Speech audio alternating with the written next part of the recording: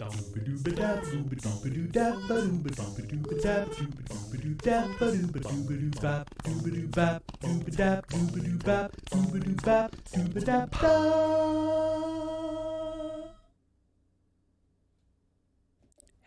everybody, it's another anime roundup with Beej. I moved this thing forward so I could talk to you, and now I'm taking these headphones off. If anyone thinks I'm too loud, please let me know. Because I'm not going to have my headphones on so I can't hear myself. Look at all these friends in chat. I see Gekyoru, and I see Beowulf, and I see Defrost, and I see Jedi Master Zell, and there's going to be a lot of you. I'm not going through. There's already 72 of you in here, so I'm sure there will be more showing up. The point is, you're watching Loading Ready Run, and this is the thing I do every quarter, where I run down the anime season from spring 2025. Well, I mean, the anime season from the previous season, and then we also, if we have time, we do a preview for what's coming up. I'm going to set myself some alarms so I know that in an hour I have to take a break. And if you like this kind of nonsense, you're the one making it happen thanks to our Patreon at patreon.com/loadingreadyrun. And I want to also remind everybody that there's lots of you in Twitch. I'm seeing you here on Twitch. You might have Twitch Prime subs that you're not using or you have forgotten to use or whatever. Feel free to key that in. Let people know that that you have Twitch Prime. Talk to people in your family and find out if they have Twitch Prime and they're not using it, and then point it at us. You know how it is. And thanks to everybody who's watching this on YouTube, obviously, as well. Aren't a ton of you, I know, but the ones that are there, it's nice to see you guys show up. And yeah, all the places in which you support us are great, and we really appreciate it. And I am done with that. I told myself that this time I would have a written PSA, and I forgot to do it. So we're just going to do it off the dome. This will be easy. What is this that I'm doing? I'm going to go through a whole bunch of stuff on basically everything that's listed on anychart.net. So if you want to follow along, you can go to anychart.net. I blow it up real big, like you would probably see it on your phone or some other sort of like mobile device. On your computer, it's going to look a little different. We go through everything from the previous season alphabetically. If I didn't watch something, I didn't watch something. I'm probably not going to have opinions about it. If I did watch something and I loved it or hated it or whatever, I'm going to give you my opinions about it. In no way should you let that influence how you feel about the thing that you love. You're here to hear me wax rhapsodic about about my opinions. And all of you in chat will obviously have things to say as well, and I might be looking at chat an awful lot and seeing what people have to say about my opinions. But we're going to try to be kind to each other here, and we're going to not let the fact that somebody likes something or not likes something influence how we feel about them as a person, after all. To that end, smut is fine. Smut is great. What you like in a more like lewd sense, that's your own tastes, obviously, and it's okay to like smut, and we might even talk about smut while we're here, and that's cool. We're not going to get bunched up in a knot about it. If you feel like you are the kind of person who does get bunched up in a knot about that, you may want to bow out when we start talking about that, and maybe that sucks that you'll be caught in that position, but that's what we're going to do. We want everything to, we want everyone to feel safe and cool while they're here. And I just want you guys to chill for the next, I'm assuming 3 hours, but we'll see. I got to get out of here for 4 o'clock because they have Rhythm Cafe has a game to play. So chill out, have a good time. We're not going to insult other people in the chat. We're not going to insult me. I'm not going to insult you guys. If I make fun of a thing that you like, I'm going to try not to make fun of you for liking it. I'm going to just make fun of the thing that you might like. But I'll try to go easy as well. I know that I got to rein that stuff into. You know, it's the trick of, I taught myself this a long, long time ago. Whenever you're talking about somebody, always pretend that they're standing right behind you. Because then you generally will not risk saying anything where you feel bad about, where they will be like upset about hearing that thing, and that lets you communicate with, I think, compassion and empathy, where you get kind of caught up about stuff You want to be like, no, no, they probably have reasons to be that way. You know, pretend that you have hidden microphones all over the place where you live that somebody else can hear you talking on. That is a A1 strategy to excellent mental health. It definitely does not breed any sort of paranoia whatsoever. Let's start the roundup. And I got to put down that mouse, and I got to pick up this mouse, and I got to have a drink. Mmm, delicious. Is it getting any on me? Oh, tiny, oh, whatever. It'll be fine. My new shirt does not key out, which is lovely. I'm very happy about that. I really, really like this shirt, and I want to take care of it for a very long time. It's funny because it's not even the money that it cost, because it was an expensive shirt. But I mean, it's not like the money that it cost that has that set up in my head. It's more that it's like getting one again, and I just really like it. And I'm like, I can take care of nice things. All right. Compass 2.0 Sento Setsuri Kaiseki System. Didn't watch it. Simple. Aharen-san wa Hakarenai Season 2. I did watch this, though it took me a longer time to get through it. I watched the first one. I've read the entire manga. This was very fun. But also, I found it hard to continue to watch it because I feel like, even though I don't remember most of the stories, like when the beats come up in the anime, I'm like, I remember most of the story from the manga. And this is how like reading the manga like spoils a person. I feel that you kind of end up in this, in the position of, I know all the things that are coming.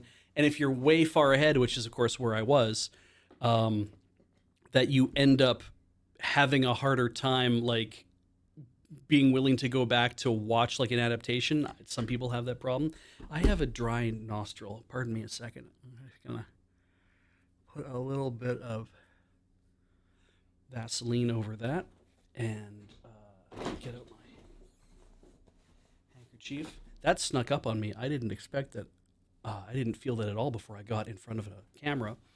Normally you get on camera and the adrenaline takes over and you don't have like, you don't sneeze and you don't have like weird allergic reaction stuff happening. You just get so like pent up for the performance, and then all the little things that are bugging you kind of go to the background.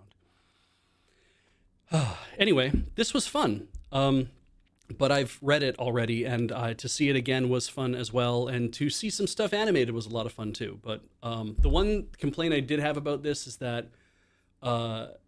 they did the episode where they did the musical episode, whereas a manga, it's like everything is fun and great, and all the music is probably awesome because you don't actually have to hear the music. So you you hear it in your head kind of thing about how good everything is going.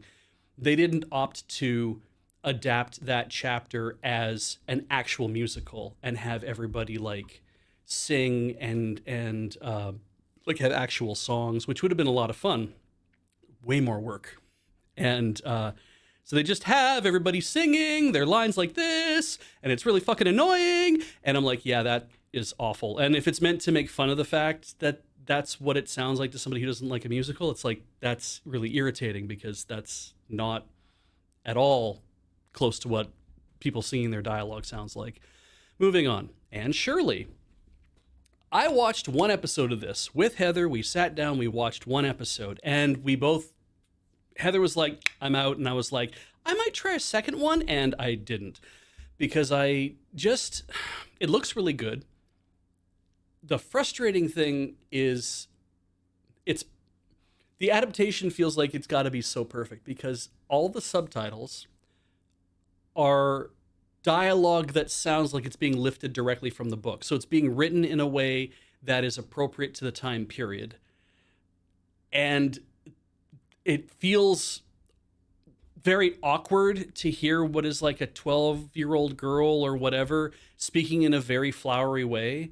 Even though I'm sure that, like, oh, I would be ever so excited if we could do it. And I'm just like,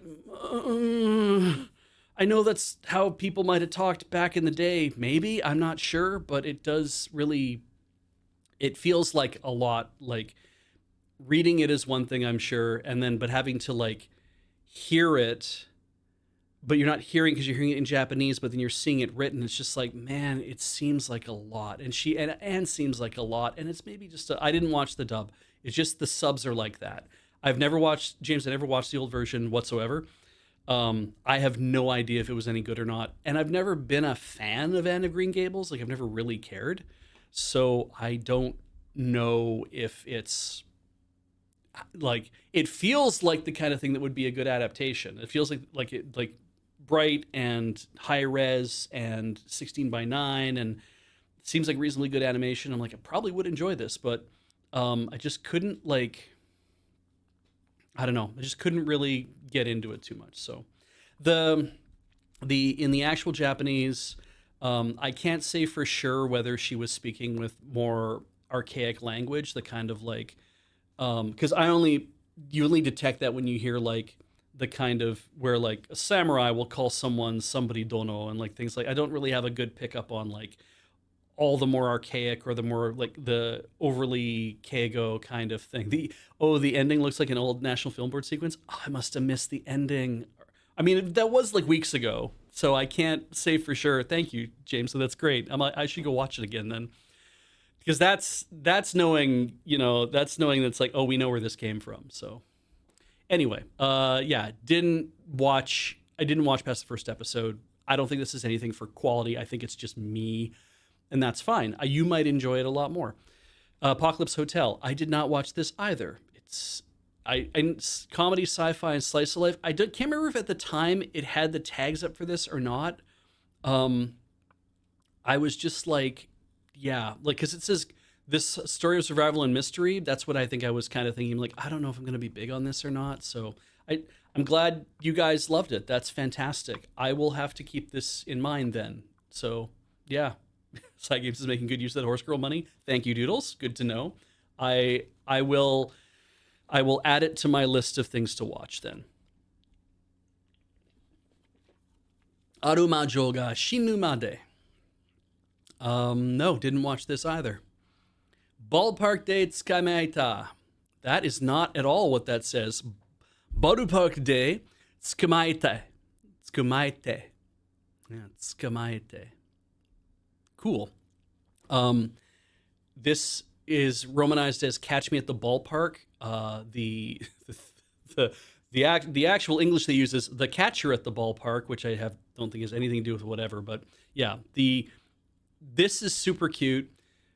There is manga for it. The manga is way ahead. I'm not reading it. I think it got hit in the manga dex Apocalypse, so it's like impossible to find. I really liked this because I also liked that the synopsis doesn't capture this quite well enough. This gives you a sense of what like the first 10 minutes of the episode of episode 1 are like, because the show is more about everybody, even more characters than who's here. And it's super heartwarming and it's a lot of fun. And I think having this going on at the same time that the Oilers are doing their run for the Stanley Cup was kind of like, oh yeah, this team that hasn't won in a while, and and they are trying to do their best. It's like I think these two things kind of dovetailed very nicely together for someone who doesn't give too many shits about hockey, but then was like, I want to see them win, and I want to see these guys win, and it's like you want to be a part of everything that's going on here. It sounds like so much fun. The opening's really good, but the ending's an absolute banger. It's the kind of thing where I'm like, if we don't have cheerleaders dressed up as beer girls, as vendor girls, like down in the ballparks, dancing to the music and doing the moves and doing whatever else, that would be a damn shame. Definitely would want to see I want to see a live action adaptation of that kind of thing of what happened, but it's so fun because it's like it's the kind of song that makes you want to sing along with it or dance along with it or be a part of whatever. Like I was always tapping my foot. I was like, this is really really good, and it's so and the animation's so like loose and noodly, and it's like, oh, this is so fun. So, and lots of like all the movements and like all the idle movements and stuff where I'm like, right, all these different dance moves that they have, and each of these girls has a different set of dance moves they're doing, and I'm like, that's It all seems very calculated, very familiar. It's a lot of fun. I really enjoyed this. It's one of the things that when we got new episodes, I couldn't wait to watch. It was one of those ones where I couldn't just be like to Heather, it's like, let's watch it all now. And she's like, mm-hmm. So she liked it. I don't think she was that into it as much as I was into it, but that's fine. It was still really, really fun. And it's fun to learn about the fact that vendor girls are a thing and I think continue to be a thing. And it's one of those like weirdly, I think this is sexist. It's hard to put a finger on it, but also when you see how hard they work, you're like, um, I hope that people have more respect for them than like it's like yes they're in short skirts and like tight shirts and everything else, but also they're busting their ass out there to do a job. And I hope everyone's like, oh, it's fun to see you and you're very cute and you're smiling and whatever, but also I appreciate that you're doing a hard job, you know, and I appreciate I'm not gonna like spend a lot of time trying to grab your ass or anything like that. It's like that's my it's what I hope. So oh right, and as Doodles points out, Faru's eye as Ruriko, Faru's eye has been doing like a lot of these. She's been doing a lot of like blonde girl with slightly angry voice kind of things, and she's so good. She's so fun. Um, I've really enjoyed watching her, like seeing her career take off too. It's just a lot of fun. So, yeah. Anyway, Bye Bye Earth season 2. Didn't watch the first one. Chuzenji Sensei Mononoke Ko Giroku Sensei ga nazo o toite shimau kara. This was fine. Like I was hoping for it to be a lot more than it was. It was. I mean, it says right on the tin. Sensei will solve all the mysteries because these aren't like supernatural mysteries. These are all like. These are mysteries that are like.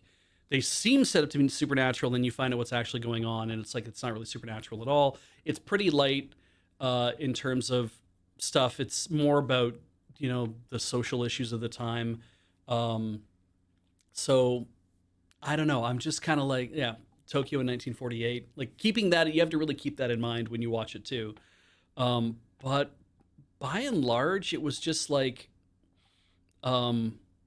Well, there's a story about a girl who Kanna, our main character, she goes to school with this girl, and this girl like wakes up one day and she looks outside of her window, and she sees herself walk by, and she freaks the fuck out because they'd just been talking about doppelgangers, and it's like, yeah, if you meet your doppelganger, you'll die, and so she gets freaked out and she stays at home and like all this kind of stuff, and it turns out that there's a larger explanation as to why that is the case, and I was like. This is interesting. That's the most interesting one I can remember out of all the stories. But ultimately, it was like, this is what this is, and it was all right. This isn't the worst detective one I watched all season, but it sure was what it was. Classic Stars, didn't watch that. Nanjo no yujo wa seirutsu suru? Iya, shinai. Didn't watch this. Enen no Shobotai San no Sho. I didn't watch. We dropped Fire Force a while ago, so I didn't end up watching more of it. I really love how they do the glow on the parts that are supposed to glow. Just I really think that's a great, cool effect. But anyway, Gorira no Kami kara kagosareta reijo wa oritsu kishidan de kawai garareru. That's fun to say. Didn't watch this either. Sounded interesting, but not interesting enough because of the whole Royal Night Order thing and whatever. It's like not interesting enough. I think I want to pick it up ultimately. Keep watching the pluses in the corner. You'll remember the things that I say ultimately about it. So, Guilty Gear Strive, Dual Rulers. Didn't watch that. Haite Kudasai Takamine-san. Yeah. When she strips, she can do any of her past actions. I did not watch this. I was not interested in watching that. So, Hanadol, reinterpretation of Flowering. No, did not watch the adaptation of this Idol franchise. Hibi wa Sugiredo Meshi Umashi. Didn't watch that. Himitsu no Aipri, Ring Hen. No, didn't watch that. Whew, okay. 一瞬で治療してたの役立たずと追放された天才治癒士闇ヒーラーとして楽しく生きる didn't watch this. Katanaika no Osan Kensei ni naru. This was romanized as From Old Country Bumpkin to Master Swordsman. This was all right. Like, I was like, this was good. Like, it wasn't it. I'll tell you one thing: for all the girls they kept introducing, and for all the times that Heather and I kept being like, "Okay, so we're building the harem. Oh, the harem's getting bigger. Oh, the harem's getting bigger," and I was like, "There's a lot they did." Like the thing is that our friend here, Beryl, he's a lot more like for being the humble old man. It's like he at least understands the ridiculousness of having to interact with all of these old students of his who have all grown up to be young ladies who are kicking ass. And I was like, this was good. Excuse me. Because he has a strong moral code and a whatever, and who knows if he gets together with any of them later on in the manga or not, or the light novel or whatever. It just feels like this is it's not like the girls are always constantly fighting over him either, and I liked that. I liked the fact that it wasn't like, oh, this is just Love Hina kind of situation. Um and I was like, yeah, there seems to be like a lot of growth, and he's being put in situations of there's like for those I'm going to spoil a little bit of it. There's a point at which he ends up getting a house, and he moves in, and he's given guardianship over a younger girl. Nothing weird is set up for any of that. It's just basically like, I need you to look after this girl who's like 14 or 15 years old, and who doesn't know how to deal with the world. And so he's like, I guess that is my responsibility now, and I will do that. And it seems he seems to do a pretty good job of like adoptive dad kind of situation. And I liked that I was like, okay, so yeah, he is Mr. Responsibility the whole way, and that's great. I can accept that, and I like this guy. And Heather had said, she's like, the thing that I don't like is that they keep that, especially Alicia, whatever her name is here. She wanted him to be known as this master swordsman, to like be acknowledged by people. That she basically dragged him out of the dojo that he was teaching at in this, they say, this rural backwater village, and said, you need to come be the special instructor for the Knights Order, the Knights of the Liberian Order, which she's the commander of. And everybody seems to be, that meets him, all these girls who keep meeting him are all like, hey, and now we need you to do this thing and extend yourself. We need you to do this thing and like, and whatever. Because they're all like, they all like him enough that they're like, he deserves more than just being this sword instructor to whatever, except that, as Heather put, she's like, he was happy. He was living a good life, and he was happy where he was, and he liked teaching whomever. There was never anything about him that was like, I should go out and adventure, I should do more. Like, sure, maybe he dreamed of Glorious Master Swordsman, but nothing in the anime ever sets it up to be like, oh, he still has those dreams. He seems really now like, I'm happy. I'm happy where I am. And then he gets pulled into this stuff, and he's like, do I really want to be pulled into this stuff? I don't know. And so, yeah. So anyway, um, it's fine. It was a good show. Like, there wasn't anything bad or objectionable about it. So I just saw somebody say that they mentioned Food for the Soul. I guess that's this. This is Food for the Soul. Okay. I do have it waiting in my queue. I just didn't watch it. But I did hear it was like this and Mono were like the two that were like cute girls doing cute things that were fun. And I'm waiting on it at some point. I'll probably watch it. I don't know yet though, because I'm starting to feel like I need to be in the mood to watch more of these things, because you just end up watching kind of what feels to be samey shit over and over, and I don't want to. I don't know. It's just some things then fall by the wayside. Speaking of which, Kido Senshi Gundam G-Quicks. G-Quicks? G-Quicks. G-Quicks. James, I didn't watch it. I did hear that some people did not enjoy it. I also heard that some people did enjoy it. I will say, I mean, Ian will have better opinions about this, having watched a whole ton of Gundam. But of course, his opinions will also be filtered through the fact that he's watched a ton of Gundam and he loves Gundam.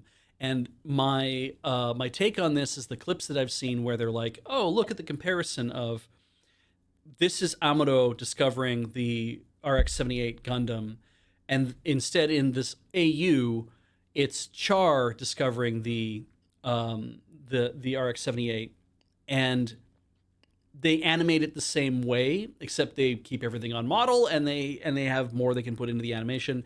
And yeah, so it was like this is all this is an AU for this happening, but Char is now in this position instead. And so what does that mean? And I don't really know what any of this means because I didn't watch it, so I just was like, so anyway. Kijin Gento Show, didn't watch this. Kowloon Generic Romance, we did not watch this. Sounded interesting, but it didn't like, I don't know why it didn't quite light me up for whatever reason, but yeah. Anyway, except Char was barely in it. Oh my god. Okay. Kurushitsuji Midori no Majohen, didn't watch this. Lazarus, I did not watch this. I have heard that people were kind of disappointed a little bit with what they were getting out of this. I can't say for sure whether it's good or it's not or whatever. But anyway. Maebashi Witches, did not watch this. Miru, Watashi no Mirai, did not watch this either. Mono, another one I have waiting in my queue, but I did not watch this because I wasn't sure what to make of it. I ended up like seeing some clips online later, and I was like, "Oh, that actually looks fun. Maybe I will try to watch both this and Food for the Soul. We'll see what happens." Nazutoki wa Dina no ato de. Oh, it's so boring.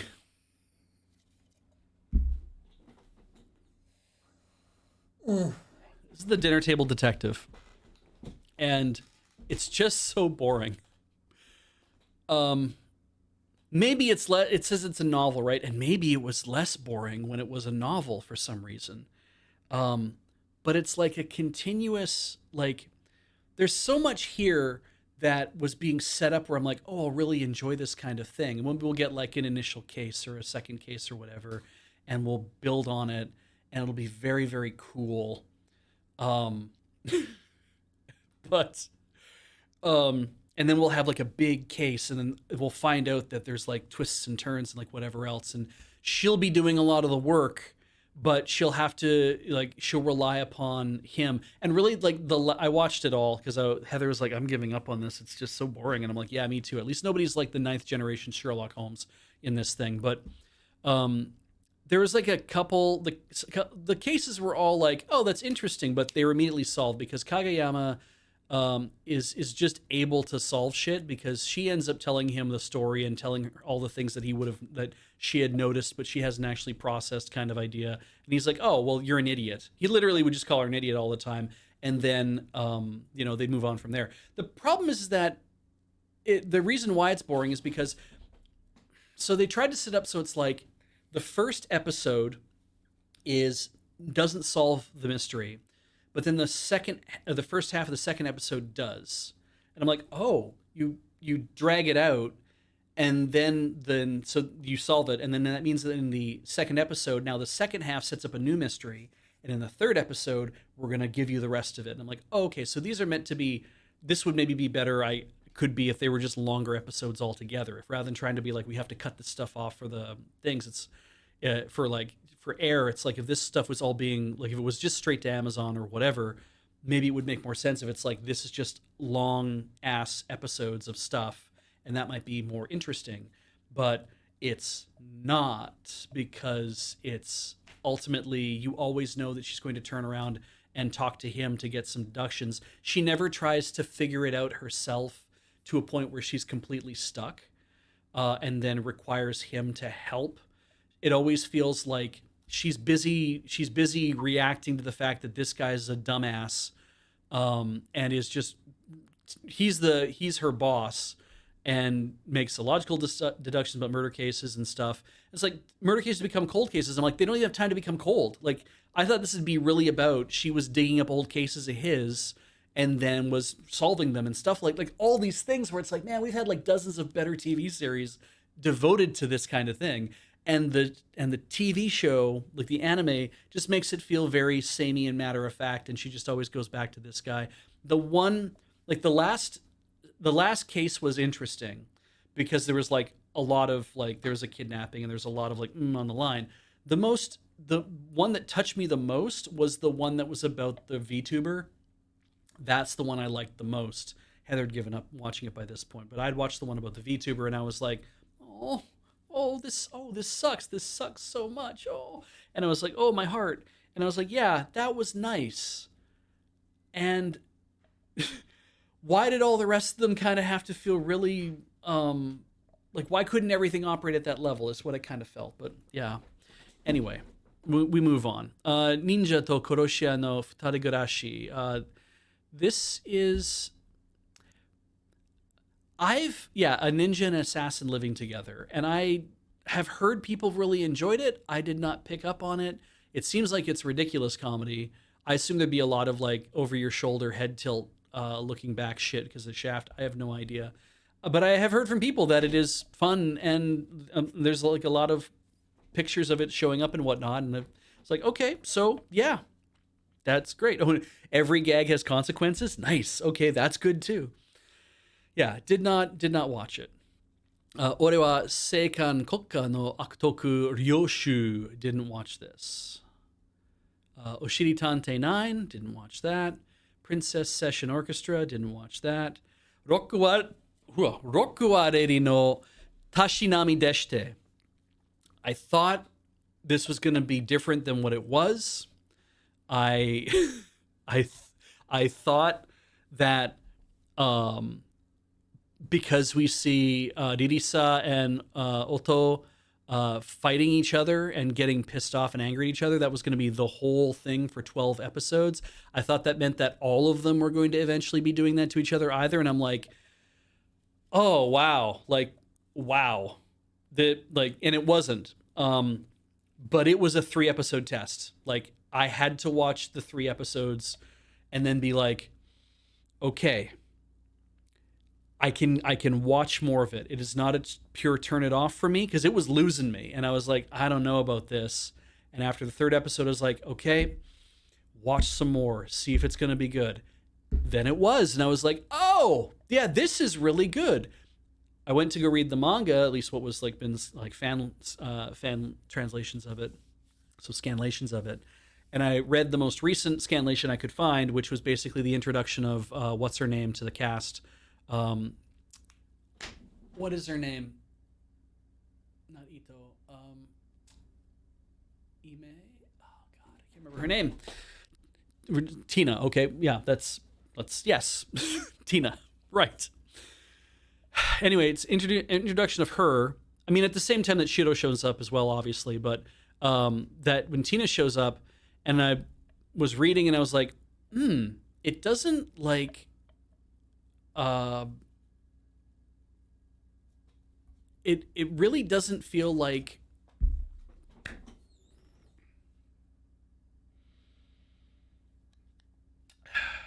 I'm reading the chat and I need to stop reading the chat. I need to just do this. So, the manga does not capture the dynamism that's in the anime. And I went back and read the first chapter and was really like, oh yeah, no. the movement and like there's gonna be CG. You have to accept that now when a lot of groups are going to be doing we're gonna do a music show, they're just gonna go straight to CG for all the CG playing of stuff and the movement and whatever. And that helps a lot. But holy crap, like getting people to play music and getting the movement and getting the Riri and Oto just tearing a strip off each other, like just going nuts and just angry, just so mad. Oh, they mocap Bandmade. Bandmade's the band that actually is doing all the songs and the covers and whatnot that's in this. So that's super cool.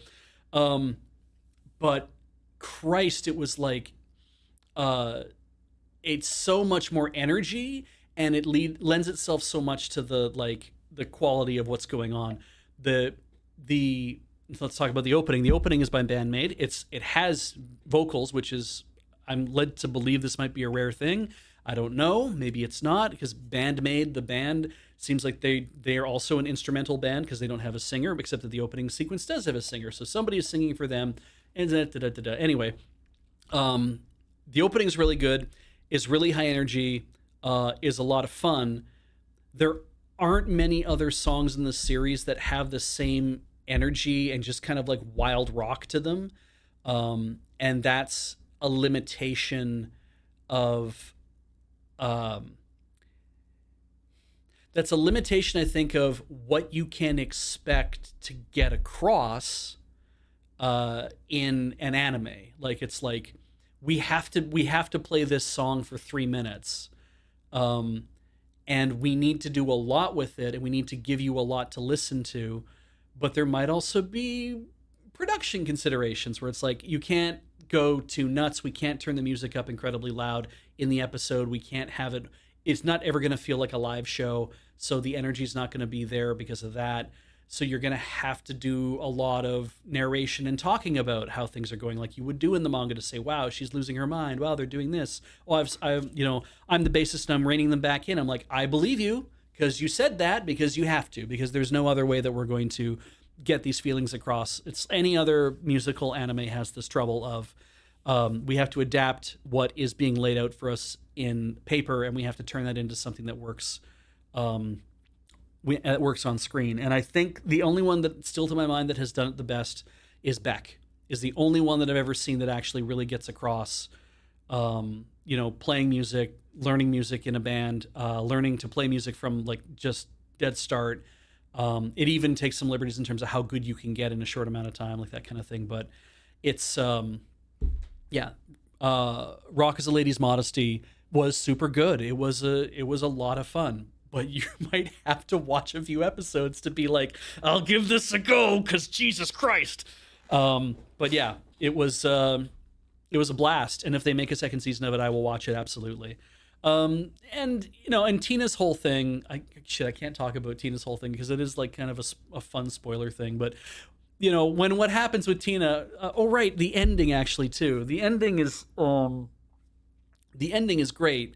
Like I think it's Little Glee Monster who does the song, and I'm like, I watch that every time, and I watched it because I could actually see those four girls actually playing, like being the backing band for the people singing. Like it felt like that belonged, and I was like, okay, that gets along with each other, even if they're an instrumental band and these girls are the lead vocalists or whatever to sing the song. But I was like, I could see them doing the backing track, and it would work. It's just a bunch of static panning shots that are just really heavily drawn, and there's just so much sweat in this series. It's just, and they're sweating and there's just lots of activity, but of course it's just panning shots over like really dynamic art. And like the two things that I love about it are, well, I guess there's three actually, is the ridiculous shot of Otto just like wild massive eyes and like the big, like, just I'm gonna fuck up these drums kind of thing, and she's hitting the hi-hats or whatever, and the panning across her. I'm like, I love that. That's a great look. And then I love the when they're panning through all the four characters. It's kind of like this weird, like, it feels like it's on a cylinder almost, and they're just kind of like panning past them all and moving the camera around near the end. She has this similar kind of look on her face, but her eyebrows aren't this; they're this. And because her eyebrows are up and at a more open angle, it makes it look like she's just like, she's just got this like euphoric look on her face of like, like just kind of like she's there and she's like, this is so fun. I'm having such a great time. There's no rage here. There's no anger. It's just like, isn't this great? Look at how great this is. And it's just very simple. And it's just such a pure emotion that I was like, I love seeing her like that, because we don't get to see her like that a lot either. And then the final shot of all the girls like holding like arms in the air and whatnot, and like, like Birisa's doing that, and like Shido's in the back and she's waving too, and I, and Tina's got her thing that she's doing, but she still has a very like more of like the ladylike kind of stance about her that's like just a little bit brought back. But Oto's just both drumsticks in the air, and it's just victory. Like it's just like even the shape of her hands is just a big V, right? It's just like it's just fucking victory. Like this is the best. This we are the best. We are doing the best. You are enjoying this the most. Like it's so much of it is of the feeling of performance is captured so much in the ending sequence, and the ending track is so good that I was like, oh shit, I will watch this always. Like, so I watched the ending every single time. And it was my favorite part of being able to watch the show, of being like, right, and now I have the ending as well, which is a lot of fun. So yeah. Also, the last few episodes are really good because they get to encounter some YouTubers who think they could be a band, and they set them straight pretty easy. And they let these boys that they end up facing off against, these boys in their own little boy band thing. Boy, they make them kick the dog like so many times. They kick the puppy over and over and over and over, and I'm just like, yeah, I know you're really beating a drum here that these guys are jackasses and you don't need to do it any more than you are, but you really want to drive this home. And I started a little sick of like, I get it, they're just shitbags, I get it. Okay. So anyway, it was a blast, absolutely a blast. Saikyo no Osama ni dome no jinsei wa nani o suru. Did not watch this. Sentai Dashikaku second season, didn't watch the first one, didn't watch this. Shin Samurai Den Yaiba, didn't watch this. Shunjike no Kodomotachi, didn't watch this.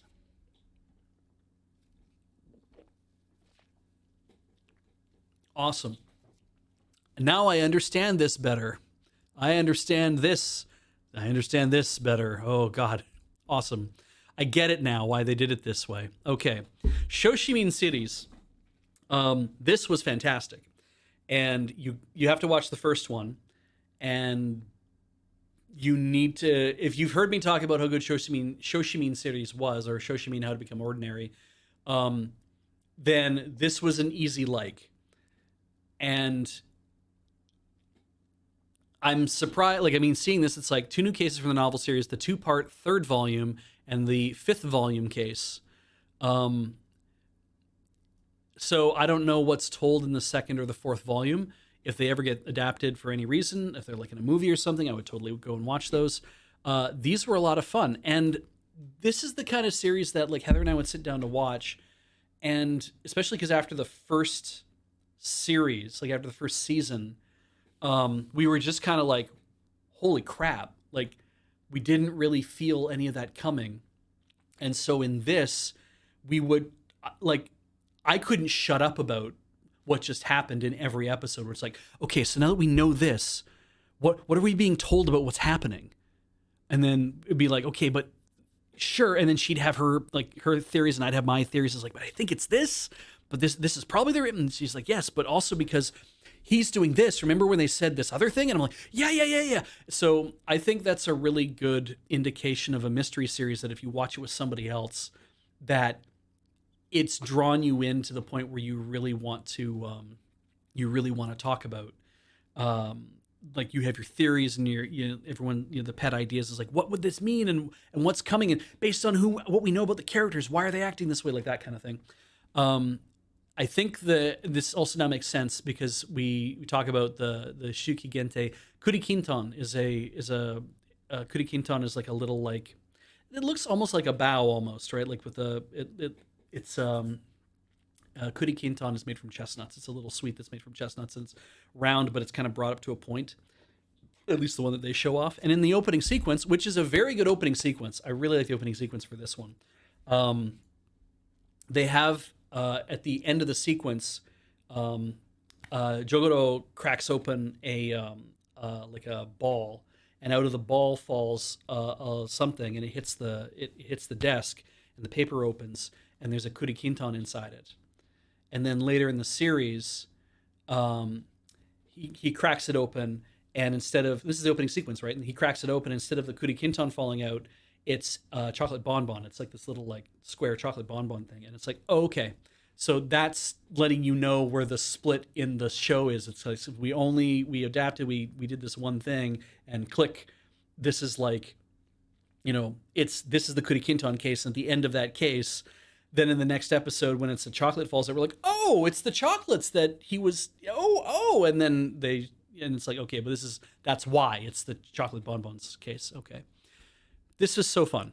And I thought it was very funny that when Heather and I were in Japan, we were in Tokyo Station, and we walked past the pop-up shop, and the pop-up shop for Shoshimin was just like a little push cart, like a really nice, like decorated white push cart sitting in the middle of Tokyo Station, and it had like just little acrylic stands and shit you could buy. I'm like, well, that's a shame, because I was just like, this is probably a very could be a popular show. I don't know if it is or it isn't, but they're doing pop-up merch of it, and I'm just like, oh, but all you have is this. You just have acrylics. I don't really know what I want out of the series for merch, but I know that this is not it. So anyway, that was fun. Suraimu taushite 300 nen shiranai uchi ni level max ni nattemashita sono ni. Second season of I killed all these slimes for 300 years and now my level is maxed out. I was just kind of like, I really was like, I just been like, this is like, I really liked the first season of this, and then Heather and I were watching the second season together, but she's like, I don't think I care about where this is going. I'm like, yeah, ultimately I kind of don't either. I was like, this is fine. Like it was nice, but I was just like, so I just kind of, it didn't, I will watch the third season if there's a third season, but it was just like, I don't really care about this too much. It just really felt like a lot of more of the same. At least it wasn't like a lot of like, we're going to have some fighting anime tournament stuff, but there were a couple episodes that were a little bit of that, except they kind of glossed over a lot of it pretty fast. So I liked the part where they were catching the Mandragora, like when they found Sandra, and I was like, okay, that's fun. That was kind of a cool thing. I just want more of the girls to have a chance to like shine on their own a little bit more, to kind of flush them out a bit, so that Azusa doesn't have to be at the center of every single thing that's going on. But like with I forget her name, but she's the ghost.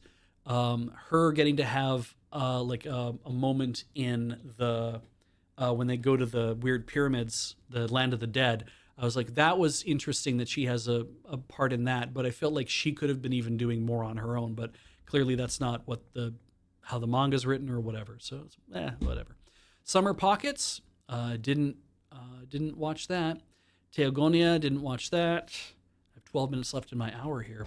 Uchujin Mumu. So we watched the first episode, and then that was it.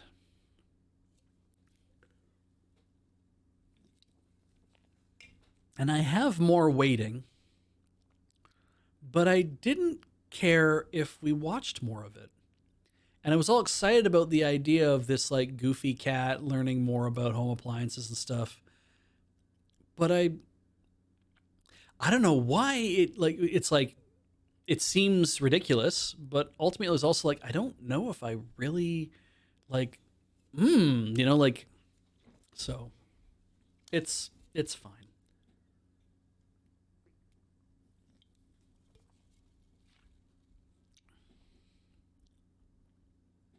Uma Musume, Cinderella Grey.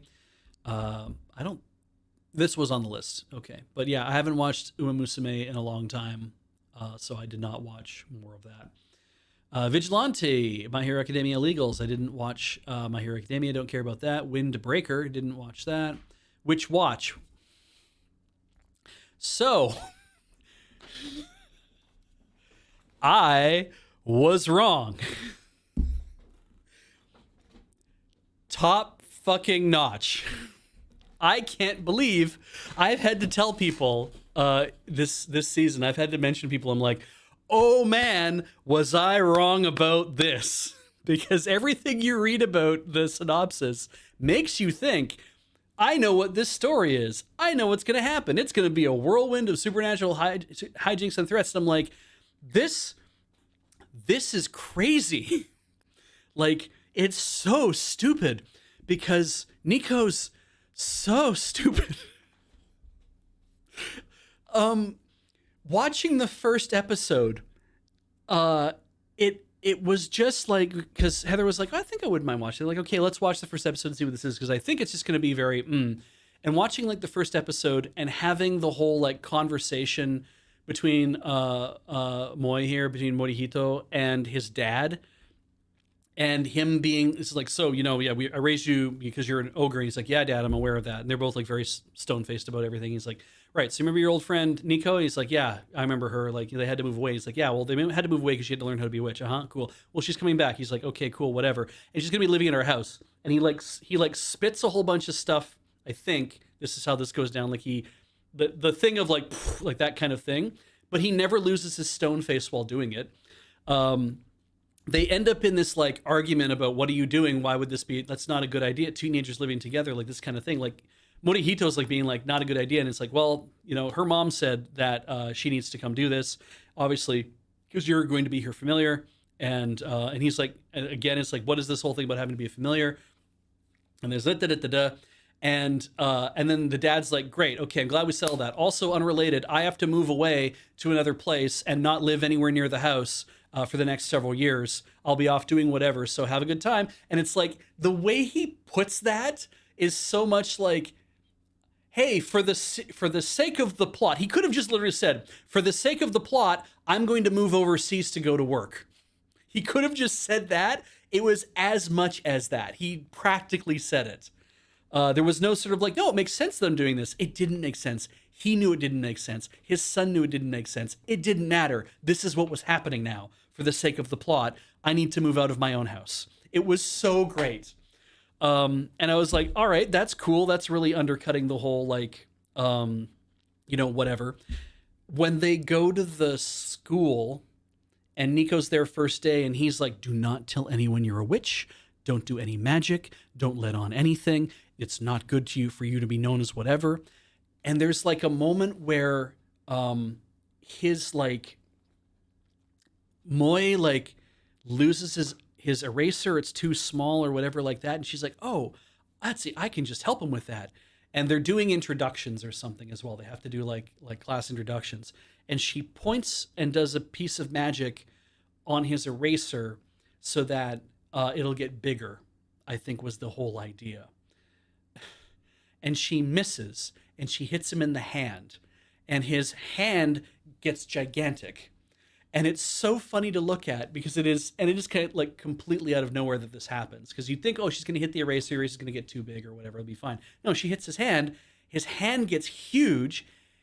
He doesn't realize that his hand has now larger than his own body kind of idea. She's like, oh shit, I messed that up. That's fine. All I need to do is transfer the bigness or whatever by doing it to something else. And so she points to do it again, and she misses again, and she hits him in the head, and his hand shrinks, and his head gets like bigger than the rest of his body.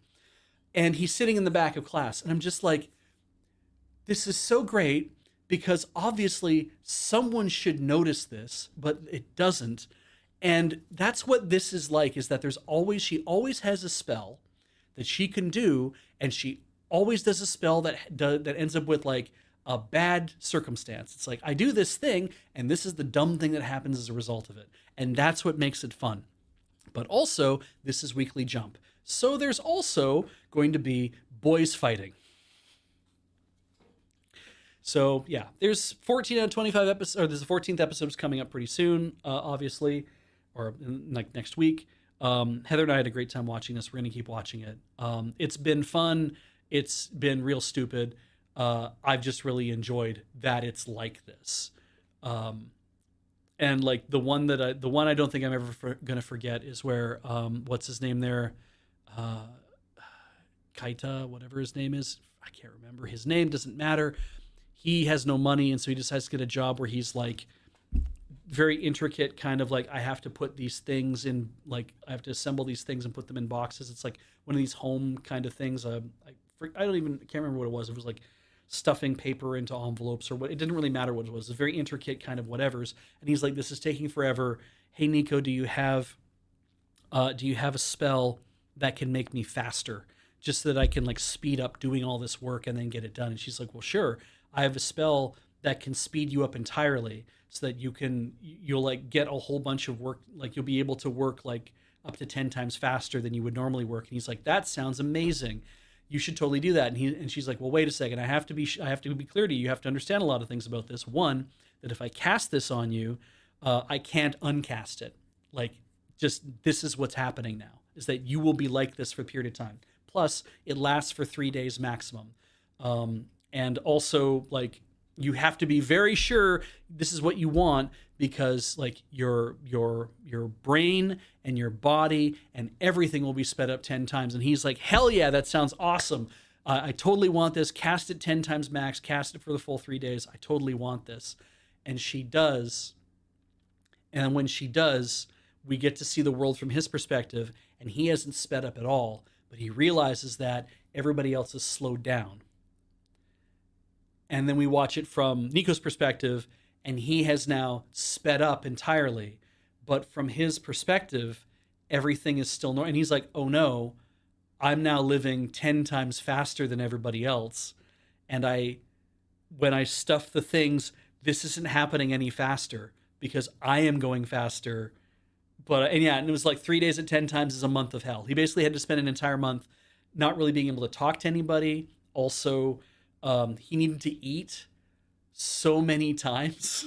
And yeah, the show, as Account for It Made for Ants puts it, it is, "Oh no, the consequences of my actions." The whole show is, "Oh no, the consequences of my actions." And it's great. Like, that's what I love about it, is I'm like, there doesn't seem to be a moment in this show where the dumb thing somebody does not somehow bite them in the ass for doing it in some way or another. I think that's what makes it really good. Put people in a silly situation, or take a mundane situation, elevate it to make it even sillier. That kind of idea. It's great. Moving on. Your Forma. Didn't watch that. Zatsutabi. That's Journey. We did watch this.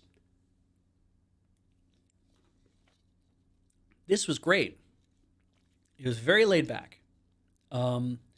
It is kind of the same thing-ish over and over, because Chica just decides that what she wants to do is travel, and so we're going to see all the traveling that's being done. So we see a lot of, like, I imagine doing the research for this must have been a lot of fun, because hopefully you're taking a lot of photos of these places, or at least other people have taken photos and you can use those photos as your references. And it's just nice because it's like she gets to go out and travel and see different parts of Japan, because she kind of set herself a thing of like, if I'm going to do a travel, then I want to hit like a new prefecture every single time. Every time I go on a journey somewhere, I'm going to have to hit a new prefecture all the time. I don't know if she ever repeats or not. I haven't read the manga, but it was just nice to see like, oh, we're going to go off here and we're going to go to a place that you haven't been to. Like all the big tourist spots that get mentioned an awful lot. Well, we're not going to go to those big things. We're going to go to some that are a little more off the beaten path, that are still things that people know about. And sometimes you'll end up in a place where it's like, this is a big attraction of this area. But it might not be an area that any of us on this side of the Pacific have ever heard of before, right? Basically, rather, if you don't live in Japan, you might not have heard of any of these places. And that, I think, is a lot of fun, too. And it's also a lot of, learning more about herself and trying to get inspired to do better manga or different manga. And her friends come along for the ride a lot, which is what I think helps blow the series up more too, because it ends up feeling like it's that's kind of the most, I think it's fun to travel on your own. And I think that like when I went to Japan recently with Heather, I sometimes looked at like what we were doing and I'm like, I know that if I was doing this all by myself, I know what I would want to do just for me. And the like sheer like bullheadedness I would go at trying to accomplish certain things or try to do certain stuff if I was doing it all on my own.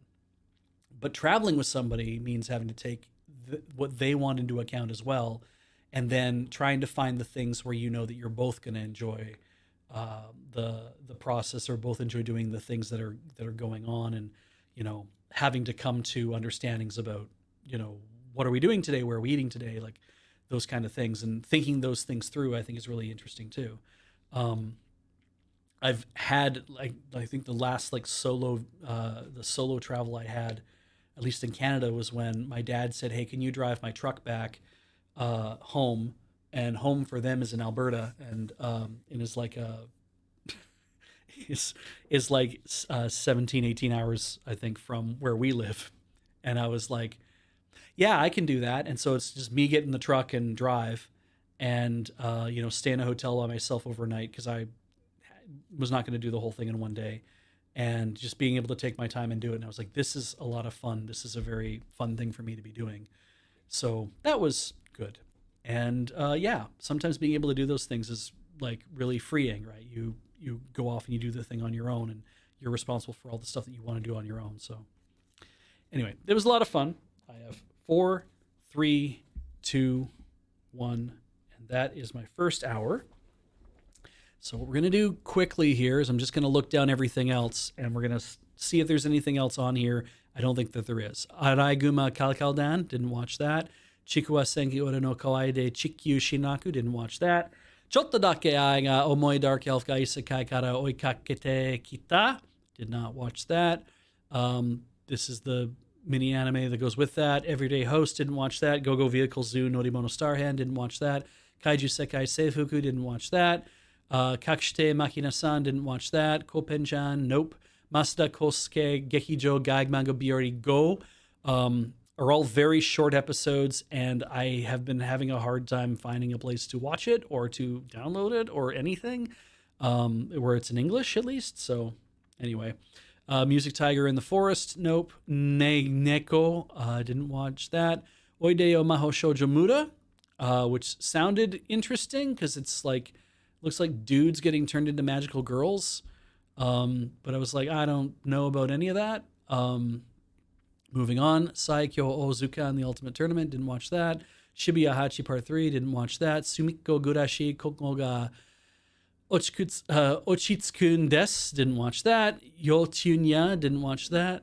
That's the third one even. Yurukawa Mei-chan, didn't watch, or Mel-chan, didn't watch that. Zenroku Usagi Season 2, didn't watch that. Leftovers, A-Rank Party, nope. Kimi to Ada Precure, nope. Yes, we absolutely did finish watching this. Boy, it would be certainly great if we got to watch more of this. We're 24/24 obviously is coming out in 4 days. Looking forward to this. So, yeah.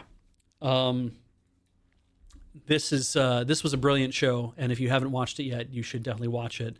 That last episode in 23 was a lot. They have been a lot, but of course that's because it's the climax of the series. So, anyway. Machine Souzo Den Wataru, didn't watch that. Aikatsu Memorial Stage, Kageki no Unit Cup, nope. Boku to Roboko Movie, nope. Bose no Vorishiya Daini Sho Gunjo, nope. Dragon Heart Reikai Tanboki, no. Jujutsu Kaisen Kaigyoku Gyoku Sets, I don't watch Jujutsu Kaisen. Junk World, nope. Kaito Queen no Yuga na Vacance, nope. Kobayashi-san Shin no Maid Dragon Samishi Garia no Ryu. At some point, I hope I'll be able to watch that, but no, I did not. Lupin the Third, the movie, Fujimi no Ketsuzoku. I wasn't even aware that had... Oh, look at that. June 27th, it had just shown. I'll watch that hopefully soon, too. Right, they're doing a Zenigata thing. Anyway. Meitante Conan, Sekiga no Flashback, nope. Mume no Jinsei, nope. Princess Principal, nope. Sinya Pusyu, no. Tabeko Dobutsu, nope. Uta no Prince Saba, Taboo Night, 4X, nope. Virgin Punk Clockwork Girl, nope. That's... Oh, no, we got these. Chibi Zenji Sensei, I didn't watch that.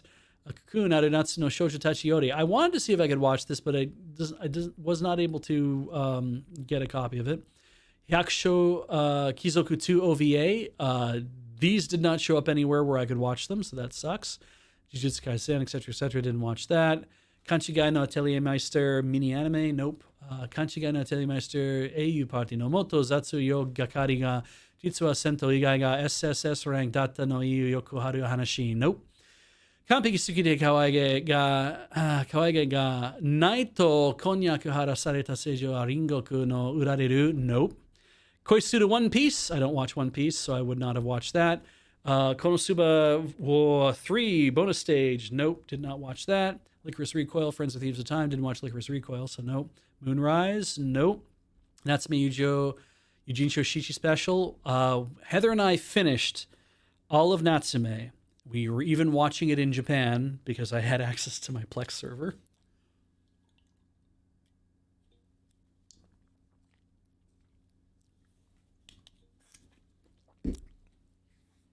And we finished it when we got home. It was lovely. Yeah. But I'm pretty sure we watched this. I'm not sure. Like, it came out April 23rd. It might have shown up in my and whatever. I don't know. I'll have to double check to see if we did or we didn't.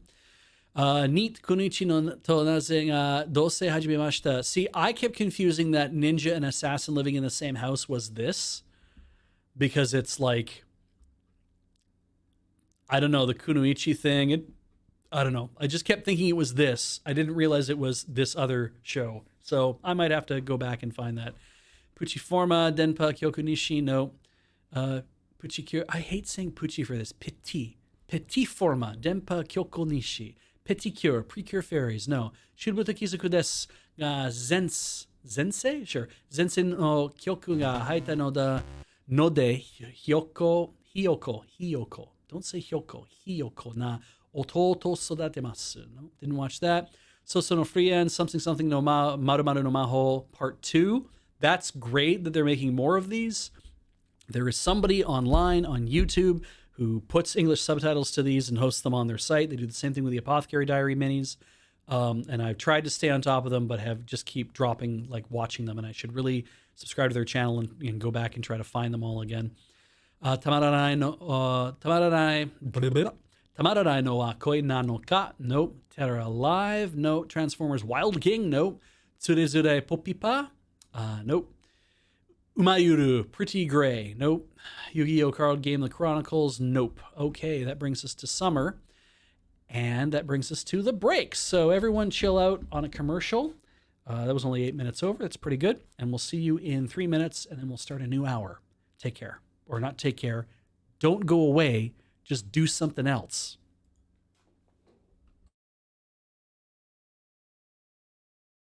By all rights, we should be audible again.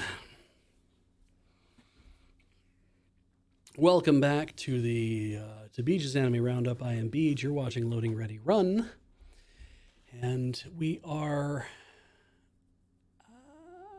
have returned from commercial break, and we finished talking about spring 2025.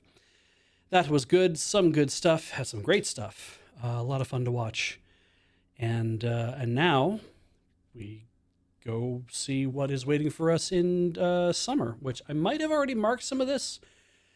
I can't remember. We'll see.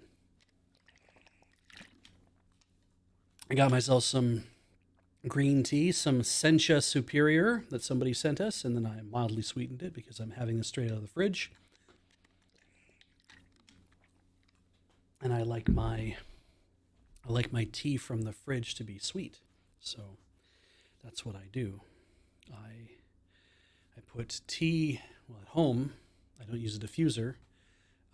When I have loose leaves here at the moon base, thank you guys for sending tea. I do appreciate it.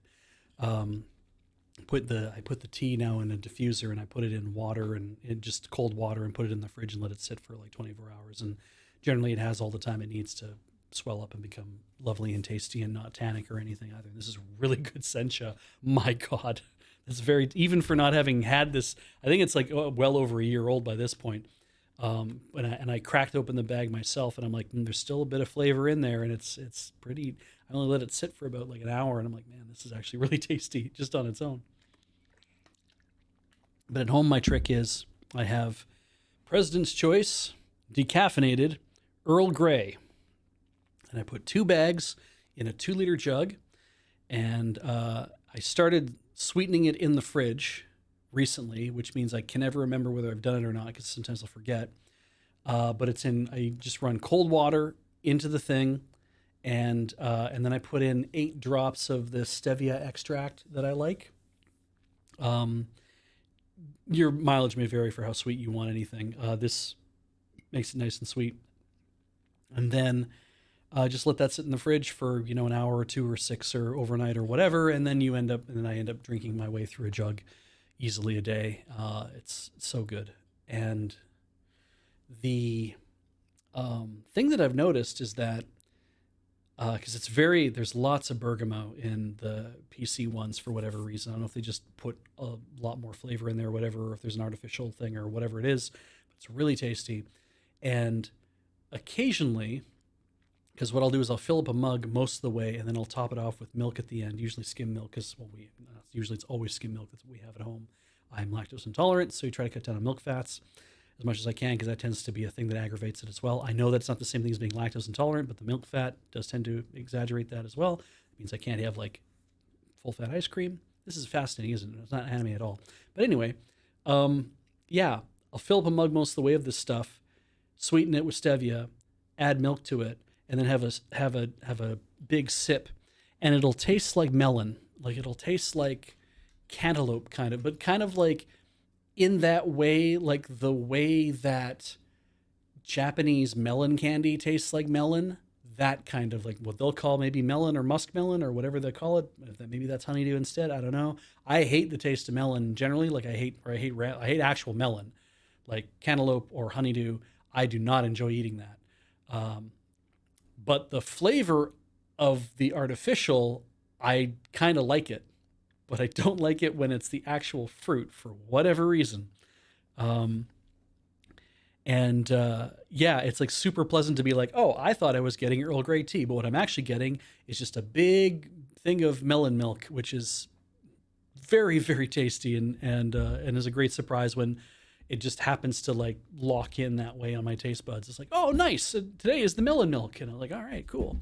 So anyway, then I just squeeze out the tea bags when I'm done drinking the whole thing. I just leave it in there the whole time because it's not ever going to go tannic. I just leave it in there. And then when we drain an entire thing, it's like take it out of the empty jug, squeeze it out, and then throw those into it's paper and organics, and like that just goes in the compost. So awesome. So my favorite thing that I've had in recent memory was shikwaza flavored stuff from Okinawa. So getting Fanta shikwaza or the shikwaza ice cream or like any of that kind of stuff. And a lot of that really reminded me of calamansi. Not quite the same thing, but it's all those citruses that don't kind of occupy like the main like orange, lemon, that kind of whatever. I remember that one of our fans, I'm not going to mention you by name, but I do know who it is, came to Magic Fest one time and brought us snacks from the Philippines and brought us calamansi juice. And I'm terrified whenever I get snacks from a place that I don't like from another country. I never know what they're going to be like because half the time I won't enjoy them. And I cracked this thing open because I was told this will taste a lot like orange juice, but you'll probably enjoy it more.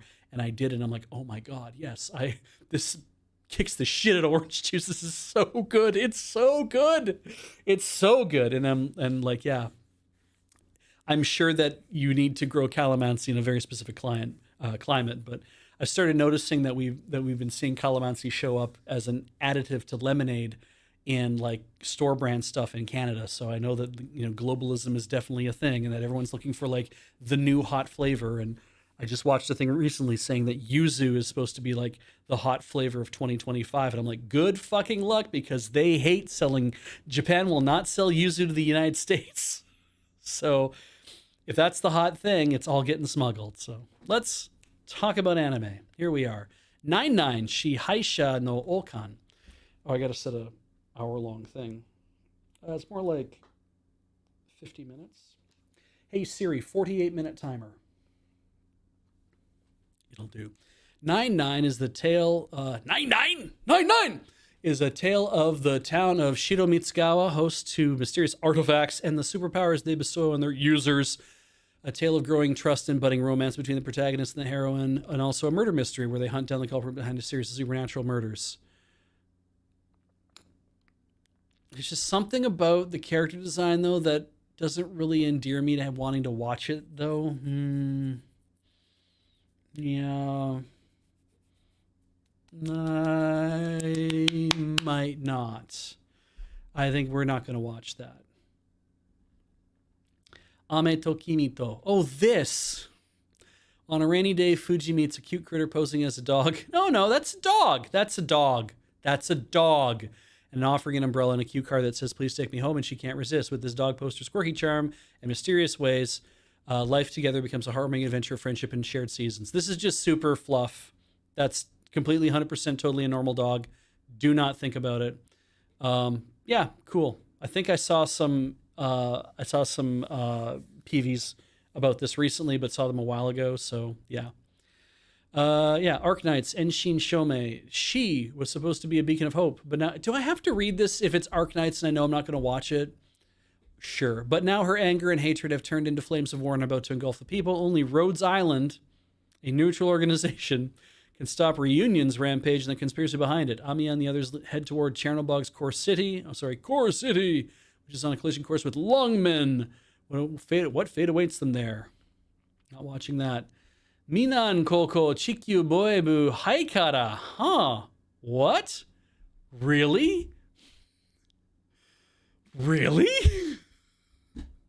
New series for Minan Koko Chikyu Boebu. No, relations is provisional. Will be updated with more info is announced.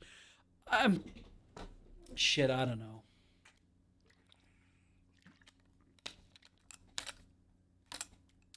So this looks like it's a reboot of the Love's Earth Defense Force. Is that what it was known as? This is like boys being magical girls, except they never turn into girls, so they're just magical boys. It's a magical girls series, but they're magical boys. And it was 7 out of 10. Like, it really was 7 out of 10. It was what it was. And it was like, it was aggressively fine. And Heather and I had a good time watching it when we watched it previously. You know, I'll just mark it as a maybe, and then I can go over it with her. Oh my God. It's hard to explain because you have to look up the old one and see what it's supposed to be like. And it looks like it's going to be all new characters too. Like, I don't know. It was aggressively fine. And they like, one of the guys ran a Cento. So they hung out there all the time in the onsen. Like, it is what it is. Whatever. Busamen Gachi Fighter. Oh, right, this one. His looks are negative 255. Touching girls causes him pain, and sexual acts will literally tear him apart. Just what can our ex-salesman Shigeru get in the other world in exchange for such inconveniences? This is an epic tale of one very ugly but ridiculously strong man. Yes. The whole point is, hey, what if I took charisma or looks or whatever as negative 255? If I take all that out, then can I give myself buffs in every other category? It doesn't even have tags. I don't think I'm interested in watching this. I'm sure it's funny. Yeah. Card Fight Vanguard, Divanez Deluxe Keshohen. Fourth season, no. Third Deluxe has reached the climax, and we're in the fourth season. Heated qualifiers have ended. Curtain rises in the final. Who will grasp the title of strongest in Vanguard? Moving on. Fuck yes. Absolutely. I would be happy if KyoAni did nothing but make Nichijou until they finished, until the whole manga was over. I would be so delighted. They would make no money. And I would need to win the lottery so I could pay for it. But it's fine, because they're making City, which is by the same guy who does Nichijou. And I'm so happy that they're making City. This town is not just a normal town. There's laughter, love, and emotional moments, and unpredictable ordinary life presented by the residents. Exciting stuffs come one after another. Welcome to City. The manga is a fucking trip. And this is so fun. I cannot wait to see. It's absurdist and doesn't have quite the, okay. There's a lot of ridiculous stuff, like the people love the clips of the, being able to like the principal wrestling the deer from Nichijou and like all those kind of things. They love that. City is a little bit because it has like hundreds of characters. It's a little bit less those moments, but it's not like those moments don't exist. Like Arawi is just really good at kind of, I'm going to set up an absurd premise and then I'm going to do something to serve that premise, and it's going to, you're going to get what you came for. So it's a little, I think it's a little softer or lighter, not quite as aggressively weird as Nichijou is, especially with like Helvetica Standard and whatnot built into that. But yeah, I love this, and I'm so happy that that we're going to get to see this animated, because I think it's going to be a blast. All right. Clevates Maju no O to Akago to Kabane no Yusha. The story centers on the titular Clevates, the Lord of Dark Beasts, who wields both uncanny intellect and destructive power. Frustrated by the 13 heroes tasked to destroy him, he has decided to be rid of humanity once and for all. So it's very Fushigi Yugi then, all right. He has decided to be rid of humanity once and for all. However, he has been charged with one nuisance. He revived a hero he personally slayed and adopts an orphaned humanoid baby, the last hope to save a dying world. The world now stands upon the brink of Armageddon, with the obligation of raising one child, holding it all back. Now bound together, what fate awaits this unlikely trio? Oh, I see. So there's the Lord of Dark Beasts, and there's a hero that he slayed, and then they also adopt an orphan baby. And the three of them have to hold back Armageddon. Well, okay, yeah. Dandadan, second season. Oh, I didn't know. All right, I guess it makes sense. There's like so many chapters of this. I didn't watch Dandadan. You're all going right now, but yeah, I didn't watch Dandadan, and I'm not really. I don't know how I feel about it. Is the thing. I didn't know how I felt about I think in the previous season it was like I didn't know how I felt about it then. I just been like not that excited by it. People talk a lot about how good it is, and I'm sure that it is. I just was not. Yeah, it's okay. That's who I am. You should watch it if it's the kind of thing you enjoy. Dekin no Mogura. I won't die because I was banned from the afterlife. A shady self-proclaimed hermit named Momoyuki Mogura, aka Mogura, is banned from the afterlife due to an incident. Now he collects spirit-possessed will-o-wisps and lantern, hoping to make a comeback. It seems that those who encounter him begin to see peculiar things. It's an interesting idea. No,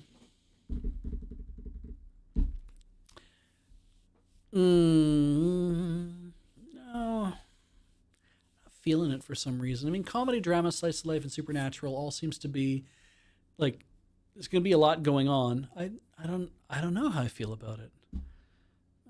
I'll ask maybe I'll ask Heather about it. Dr. Stone, Science Future Part 2. Well, I dropped Dr. Stone, so I won't be watching any more of it. Fermat no Ryori. Kitaragaku is a prodigy in mathematics and a scholarship holder at Wells Private Academy, a renowned institution with a long history in the International Mathematical Olympiad. After a series of unfortunate events, he meets Asakura Kai, a culinary prodigy with his own catering business. What does the future hold for these two geniuses, and how do their paths intertwine with each other's? I really couldn't say. Didn't really grab me. Aha. Food court de mata ashita, or see you at the food court tomorrow. Hey, what's Beej been reading? Meet Wada, who gives off an unapproachable vibe, and Yamamoto, who strikes fear into those around her because of her looks.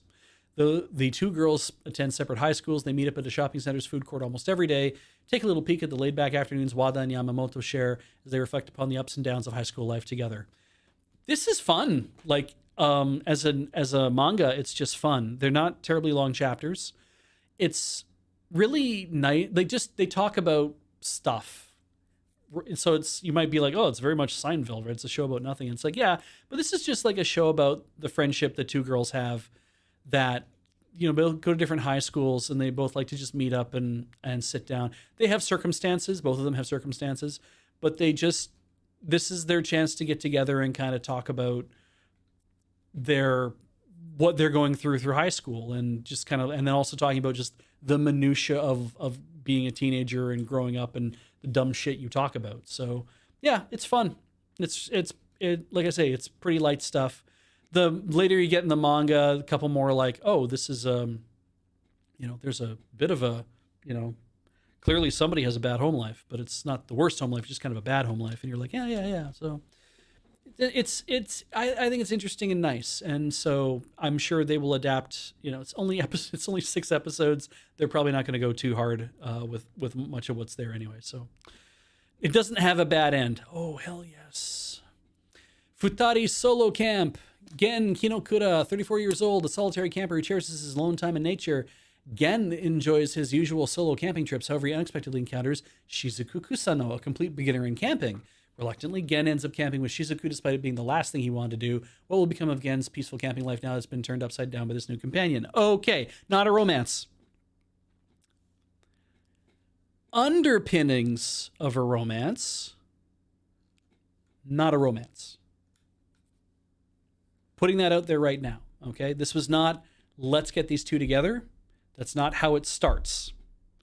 The futari means 2 people, and solo camp obviously is like a solo camp. This is not similar to Yudo camp. It is a little more. So Gen, I mean, as he's like a big buff dude with a beard and whatnot, and he just wants to he wants to camp on his own, and he has his reasons for doing it. He goes outside, like he leaves his office job and he goes out for the weekend, and he finds a place to camp, and he sits down and he cooks some food, and he has a beer in his like big Stanley cup. Kind of, they have a lot of like branded shit in the show. And at some point with Shizuku, she shows up and she starts cooking. Shizuku has nice style, which is that is definitely code for she has bigger boobs than most of the other girls that I see in series like this. But they don't go out of their way to like draw her boob socks or whatever either. I'm like, you have definitely put this all under control. You've made her like got the smack boom bang kind of thing going on, but you also are like, but she wears t-shirts that don't like cleave to every part of her body. I'm like, okay, so you wanted a hot girl in this who has proportions, but you're going to treat her outfit like it's the kind of thing you would see somebody in.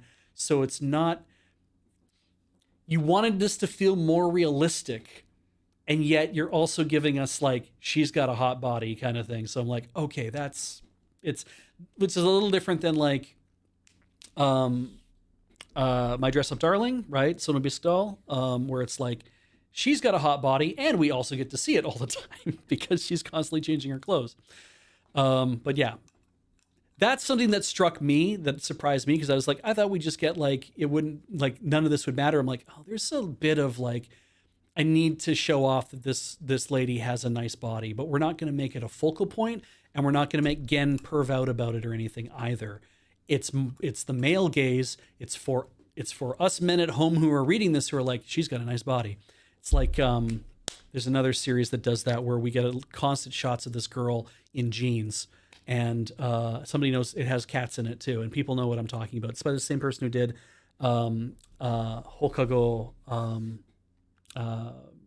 Insomniacs After School. Same artist. Anyway, but I like this because it is very much like, it's a very slow burn bit of romance, and built around that. It's more, and it's even less romance. It's just more that it's like, it's 2 people ending up spending more and more time with each other.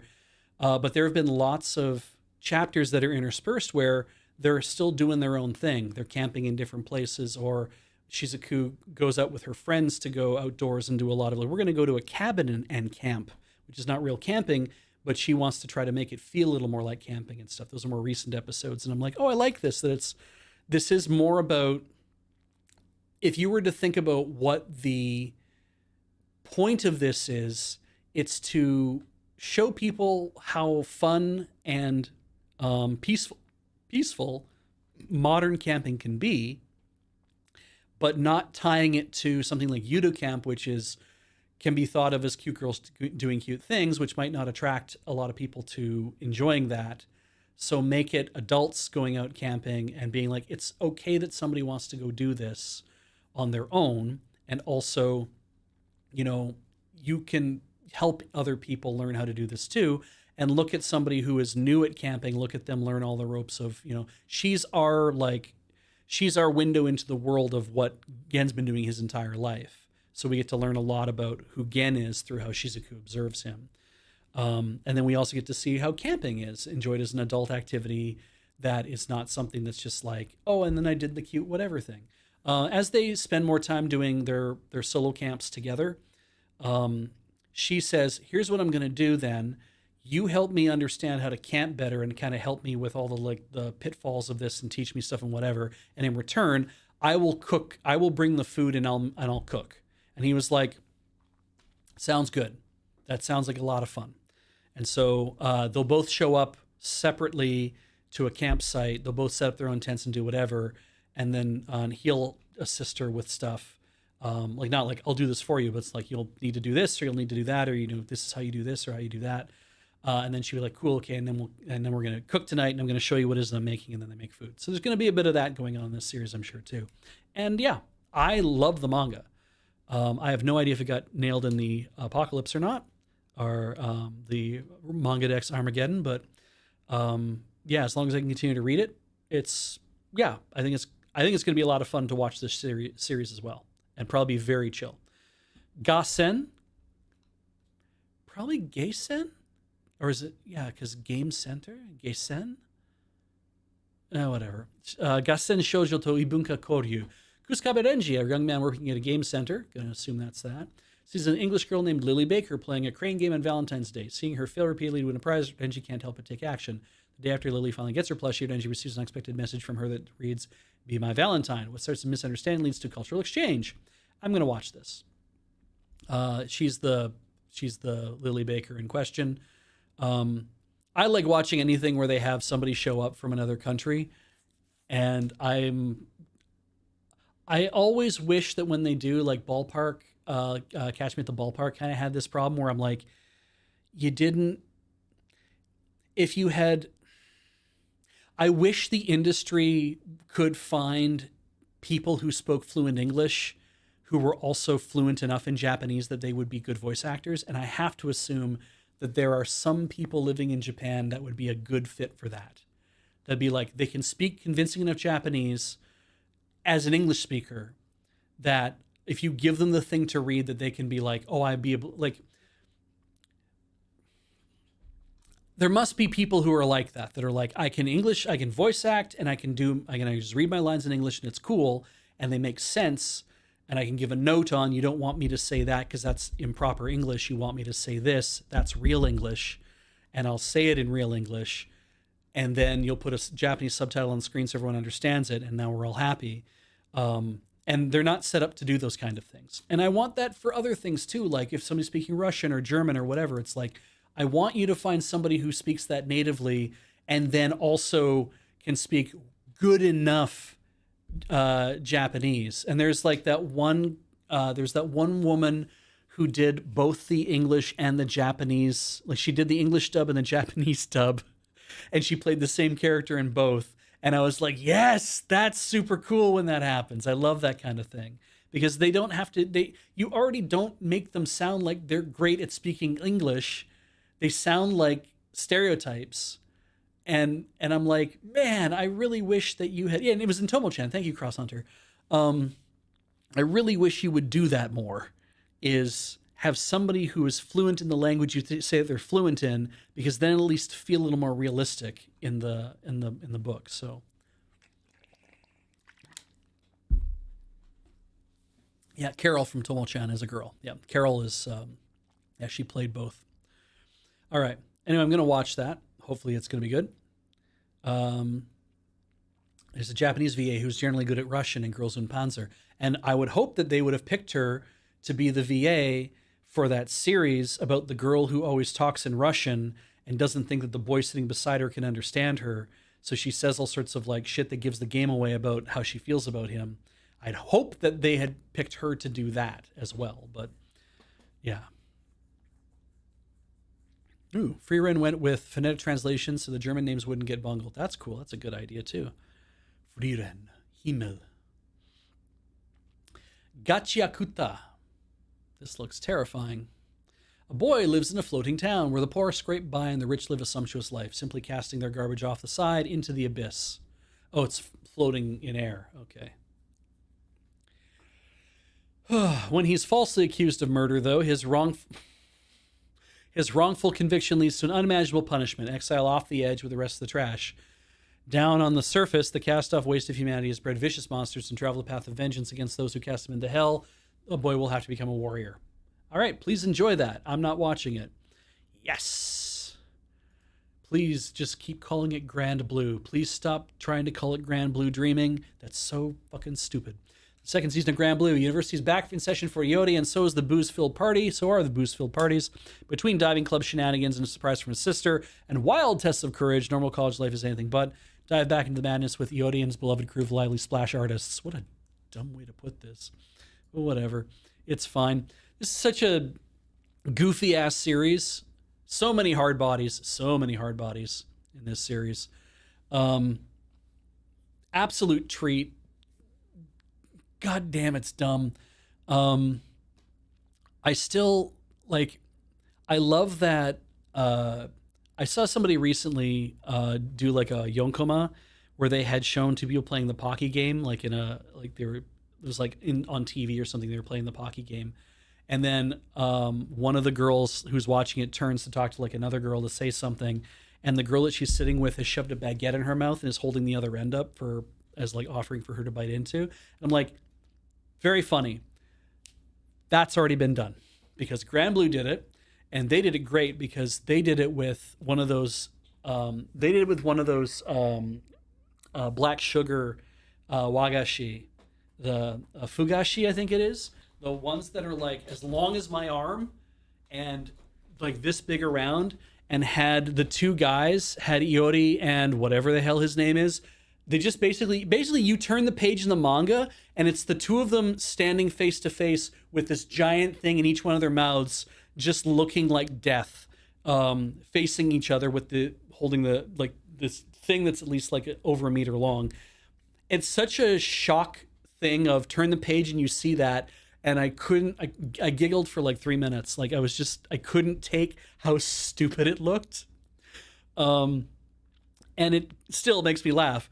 And I'm like, whenever I need to tell people, well, so what's Grand Blue like? And I'm like, it's like this, turn the page, poof, like it's like, that's how I kind of is like, stuff's going to happen that you don't expect is going to happen. And when you see it, the sheer absurdity of it is just going to make you giggle your ass off. And it's just like, that's what I love about this show, about the manga anyway. And again, I think this might've gotten eaten in the manga apocalypse, but whatever.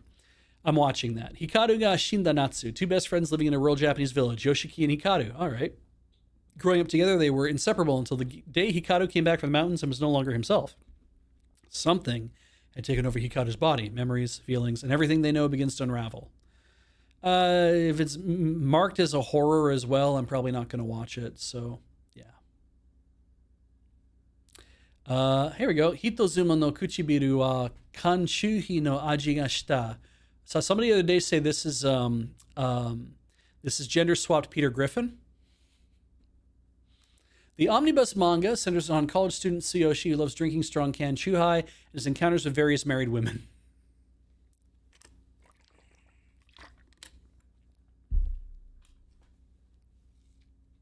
It's Golden Boy.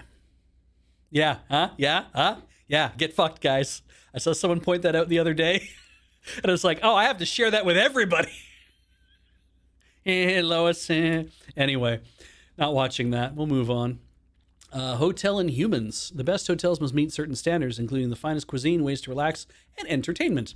Of course, they also need the best selection of weapons, reliable ways to falsify one's identity, and ways to dispose of evidence. Oh, this is very John Wick. Okay. In this hotel at the border of death stands two concierges, Ikurohoshi and Sarah Haizaki. What kind of requests will the assassins have for them next? Now, I am... Yeah, it's the Continental, right? I'm drawn to this because there was a short run comic book series which I believe I have all the issues of still. I think there's only 8 or 9, and it was the Punisher Armory, and it was the Punisher, but it was illustrations of weapons, like very like it'd be like a scene at like a set at a safe house that the Punisher has, or in like the back of his van or something else. And there would be equipment or weapons, and not always just weapons, but sometimes equipment, like how he would scale a wall or something, like if he needed to do that, the things he would use to do that. And it was basically, and then it had like text boxes all over it that was him narrating the what the weapon is and the situation in which he would find it useful, and why he's wanted one of these things, or why he uses one of these things, or why he's modified it to operate a certain way, or how he ended up with it because he got it from somewhere else. And it's very it was very appealing to me because it was none of the like flash and violence of the Punisher, which I didn't really care too much about story wise and that kind of thing. And it was more about here are my methods, here's my weaponry, here's my whatever. And that's gadgetry, right? That's tech stuff. That's like it's not surprising to me that there's a lot of guys who work in computer science who are also very big into guns. It's not surprising to me whatsoever because those are also the same people who are also very much into cars or into watches or other like mechanical stuff. There tends to be a thing of custom engineering or precision engineering or like those kind of things where it's all about the operations and the way things fit together and the engineering of a piece of equipment and like that kind of stuff. And that's what I really liked about the Punisher Armory. And that's the kind of like, I heard they were going to make like a TV series or something about the Continental. And from John Wick. And I love that idea because I'm like, I love the idea of a supply chain kind of thing of here's how the system operates. Here's how these things interact with each other. And then it will also have to do with being an outfitter, whether you're an outfitter of this kind of like, whether it's Machines of Death or of any other sort of thing. But I love that somebody did say how it's made Punisher Edition. Yeah, Texan did. Thank you, Texan. How it's made Punisher Edition. It's very much like that. So it's I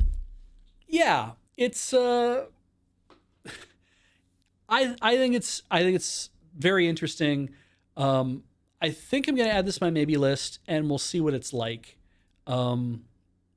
It could be a very interesting thing of analyzing people's motives and how they like to work and things they like to do. There's been other series about. There's like what's the new one? There's a new manga. Hasn't been out very long. Has a longer name, but one of the names you can search for in it is Rudy.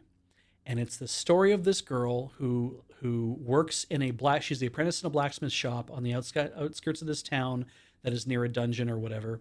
And Rudy has grand dreams of being a weapons outfitter, like an equipment or weapons outfitter for all the adventurers. And she comes up with crazy ideas for new weapons for them or new pieces of equipment or all this kind of stuff. It's very darling. And it's interesting because the adventurers, like if they end up going to use the weapons, in a lot of ways they can be very useful for them. But she's not like, like I've seen the line, I'm 10 steps ahead of you, kind of like. She's just kind of like, oh man, what would be really cool? What would be something that would really suit them? Like that kind of idea. The mangaka who does this also does a manga about it's like, yeah, there we go. Every adventure needs weapons. The meticulous Rudy's blacksmith shop. She gets to make these things because she convinces her boss, hey, can I just go ahead and make some stuff? And he's like, yes, but also that's crazy, like thing that you want to make. So don't overuse like a bunch of the materials and whatnot. And he thinks it's nuts that she makes all these like bizarre weapons and whatever else. But she's really good at what she does, but she's not like she doesn't know how to run it as a business, and she's trying to see if there's a thing she can do to make it run as a business. And it's so much fun. I definitely recommend that manga, and I hope that it becomes an anime because I think it'd be a lot of fun to see a lot of it in action. Um, they also do a series. They did a crossover actually with Rudy's Blacksmith Shop. The mangaka crossed over their other series, which is the axe wielding elf and the bow wielding dwarf. And I don't know if that's the actual title of it or that's what they just decided to call it. But I think that's a really cool idea too. The axe wielding, the axe wielding elf and the bow wielding dwarf, because obviously they're swapping their weapons up kind of idea, but it's really funny. Oh, they made a chapter for the Made in Abyss anthology. That makes sense that they would do that. So yeah. We need more anime about people selling shovels. Aiko and Mog, I agree.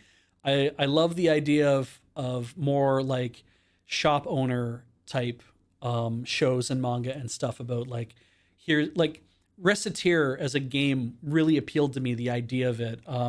Adventure Bar Story was a game that I played a little bit of that it was really appealing to. The idea of it. Just the idea of I want to do a thing and make a thing, and I'm not going to be the person going on the adventure to do it. Other people can do that for me, and my job is to absorb that stuff, be a piece of the machine that actually then churns out cooler, better equipment. I feel like if I ended up in an isekai thing, my thing would be like, okay, the old man, there's an old man VR MMO, anime and manga before that. It started very good because it started with the idea that this guy gets started in the game and he learns how to like hunt and stuff, but he also gives himself like high levels in cooking, and then he ends up like cooking a lot for people in the game, like other players and like NPCs as well. And they love that idea of I'm going to get really good at doing this cooking thing, and then I'm going to use that as a means to like I'll make some money by opening up a food stand or doing all these other kind of stuff. So yeah. Is this the gameplay for every Atelier game? I have no idea. I've never played an Atelier game. I don't think I could stand the voice acting.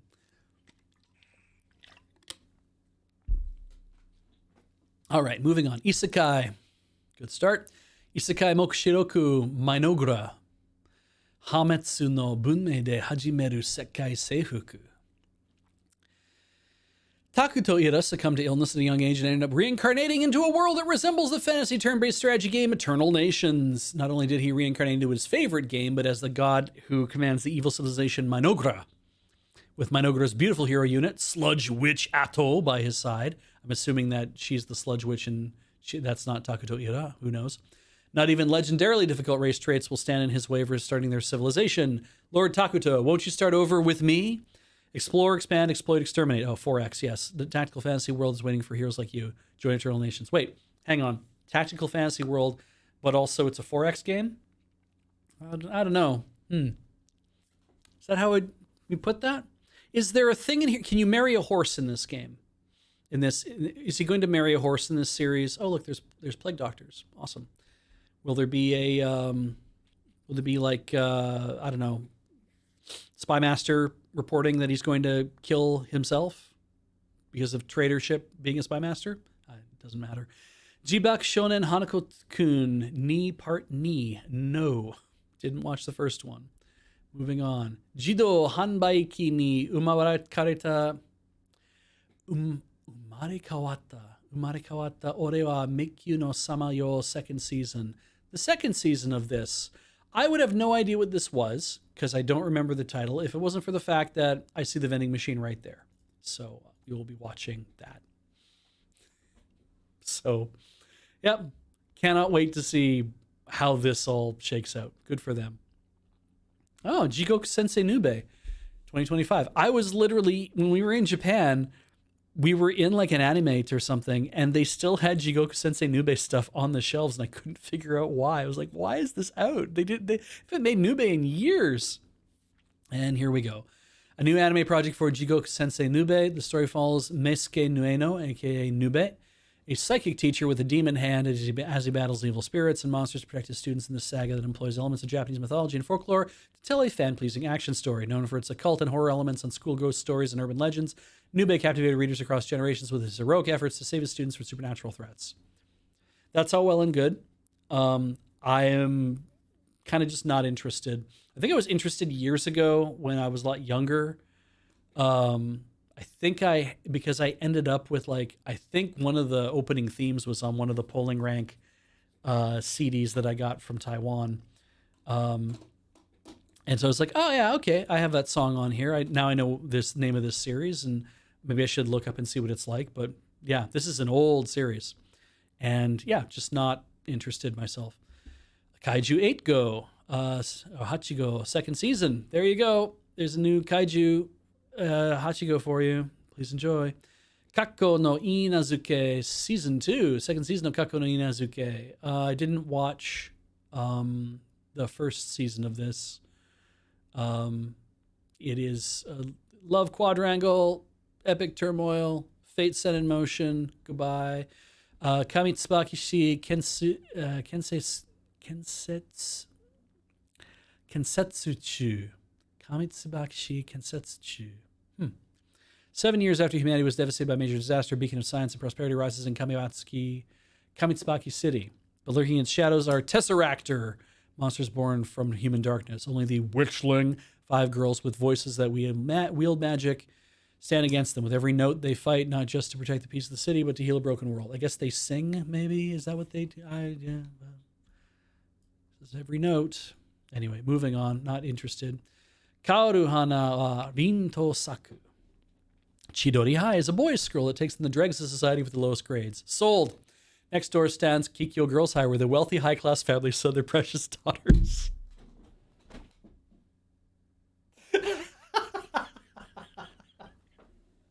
You'd think that the girls' high school would be like, nah, no, we're not opening a school next to where the dregs of society with the lowest grades. All these terrible boys. Unless it's on purpose, where they were like, we're opening a high school for wealthy girls to meet just the worst Yankees you've ever met. And it's going to be great. It's going to be so funny because we're going to have so many like class-based, love stories. So just, yeah. Anyway, Chidori's second year Rintaro, who has a fierce face but a gentle heart, is helping at his family's patisserie, wherein he meets a girl named Kaoruko. The two hit it off right away, but this blissful feast is quickly disturbed when Rintaro discovers that Kaoruko is actually a student at Kikyo, where she doesn't seem to realize what a huge problem this really is. Will these two be able to forge a path for themselves and sidestep the traps, metaphorical and literal, laid by their classmates? Probably. I'll watch a bit of that. It's Cloverworks. Why not? It's Romeo and Juliet, except that it's not at all. There's no way that it's that. I did see, I have a Tumblr account now, and I was going through just the For You list, and I'd watched a video about Romeo and Juliet, and then I started getting handed a whole bunch of people's takes on Romeo and Juliet, which was very interesting because we never took Romeo and Juliet in high school. In my class, the English teacher, he said, I'm sick of teaching Romeo and Juliet, and this year I'm not doing it. I know that the other class, because I was in band, and band had a lot of kids in it, so they split us. We had band on like alternating days or something, but that meant that we split up who was teaching English, because there's like, you need like 30 to a class or whatever. So he was like, I'm not teaching it because it's everybody knows what it is, and I'm so sick of these kids, and I'm sick of people's I think it was more that I'm sick of people's takes. Like, I'm sick of reading what teenagers think about Romeo and Juliet. Yes, I'm pretty sure. So he said, instead we're doing Much Ado About Nothing. And boy, the amount that your Shakespeare education will change if you get introduced to the funny ones first, like the really funny ones. You will enjoy Shakespeare so much more, I think. And what was funny is that the Romeo and Juliet.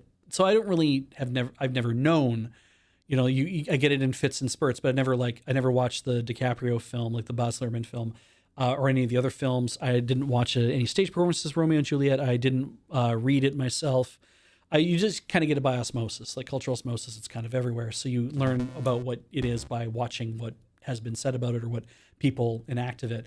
And Code Mog, this is my take on Romeo and Juliet. Horny teenagers make terrible decisions, and adults somehow enable this.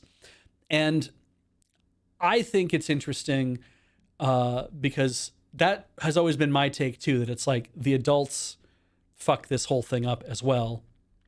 But what I thought was really interesting, seeing a lot of people do their takes, is like, oh, but this isn't just like, it's not the teenagers who are idiots, it's the adults who make the problems. And so they're doing these things badly because rather than try to like do things normally, they're doing things badly. And then somebody else is like, also this takes place over 4 days. And I'm like, oh, really? The whole thing it only takes place in 4 days, which is kind of like Much Ado About Nothing. It only takes place over the course of, I think, like a week or a week and a half or whatever. So this story, Romeo and Juliet, only takes place over 4 days. I'm like, wow, that's fast. What we see in the show, obviously, or what we see in the play.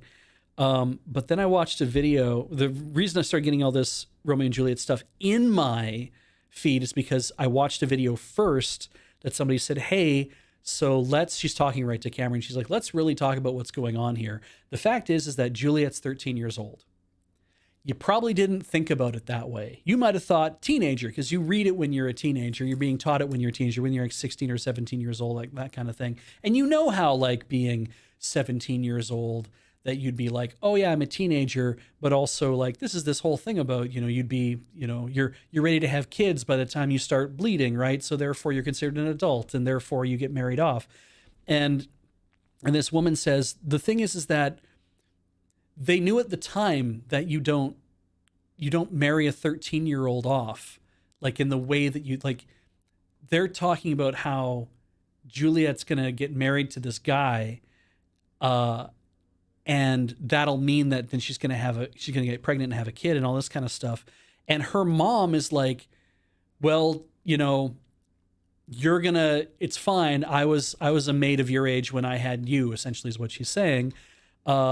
Which then is also meant to highlight that also that is not okay, because audiences at the time and people at the time also knew this was a bad idea, that you don't just marry off a girl and then at 13 try to get her to have a kid in order to keep like the lineage going, because that's what marriages at the time were largely about, is consolidating property and land and like all those kind of things. So this is what this is a part of. She's getting married off to a cousin of the prince because that's going to consolidate her family's attachment to that faction. And that kind of thing. And it's not entirely necessary that this happen right away. And I was like, watching this whole video, I'm blown away, because I'm like, wow, I've never heard anyone talk about the larger implications of what was going on in that era. And I'm like, wow, this is a bunch of stuff that I kind of wonder if all of these grade 10 students, 15, 16-year-old students, if any of us would have ever been taught any of this thought, because it would have been a lot of like, well, at the time, you married and just kind of like papered over a lot of those things. It's like, no, it really felt like these are the takes that you get because somebody who's been studying Shakespeare for much longer time and has a better understanding of like, here's what life was like during that time. See, Cyclops Boy says, no, that's college and AP analysis. And it's like, yeah, at the college level, at university levels, people doing like 400 level study and being like, oh, actually, let's really take into account historical context and understanding that, yeah, you might have married off a 13-year-old girl, but you might have married her off to a guy living in another country. And then they didn't live in the same place because they couldn't. But then maybe when she's 17 years old, she finally gets to meet this guy for the first time. And then at that point, it's like, okay, that's cool that you've done that, but she's going to sleep in a room with female attendants, and he's going to have to not sleep with her. And did that sometimes happen anyway? Yeah, sometimes it did. But for the most part, you're trying to keep them separate from each other until she's maybe like 20 years old, because then at that point she can have kids, and she has a much better chance of surviving surviving what happens to her, and B, being able to continue having more children after the fact. And that's something that everybody knew about even back in those days. Is they're like, you don't get a 13-year-old girl pregnant, like they're talking about doing with Juliet, because as what happened to her mother was only able to have Juliet, and that was it. She never had another kid after that. And you got to wonder why that is. And it's probably because she wasn't equipped to have multiple children. Something bad happened to her, because and then they got into the thing of Margaret Beaufort. And I was like, oh my God, like this went so deep. And I'm like, oh, this is the stuff that you could really teach at the high school to get people really interested in, like, look at how fucked up life is back then. Let's think about how bad things are that the parents were doing to this kid. And I was like, oh my God. So yeah. So Romeo and Juliet took on a whole new picture for me, because I literally just thought it was the thing of like these two kids fell in love with each other and they just let their hormones take control. And then they overreacted to a whole bunch of stuff. And if only the adults had been like a little more steady with them, rather than being like, it's all about fighting between families. It's like, if they'd just been more steady, this wouldn't have happened. It's like, this isn't really exactly what happened there. So anyway, yeah, that's been, I've got like a minute left before I have to break again, but let's keep rolling. And yeah, we'll see what else there is to watch.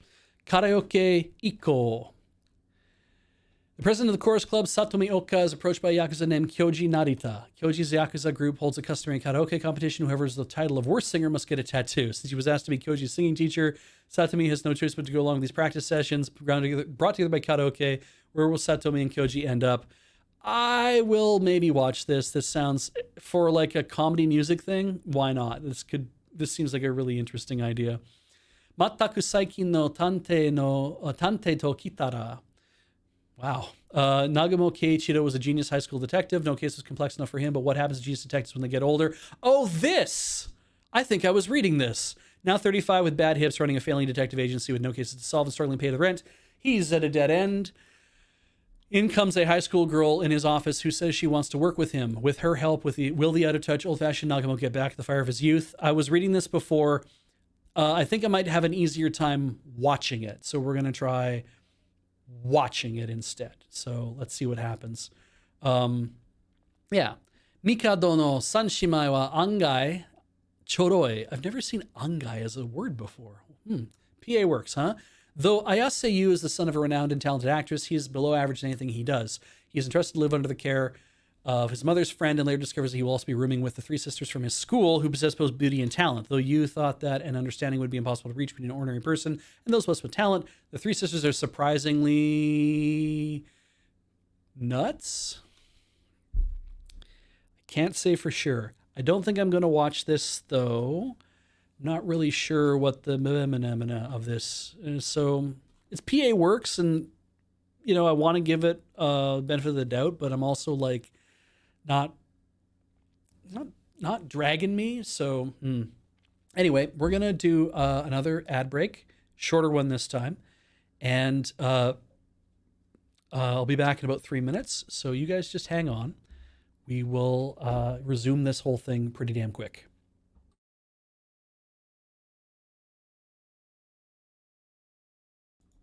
And we're back, and we're in a hurry to finish this summer preview for 2025 of the Anime Roundup. You are still watching Loading Ready Run, I hope.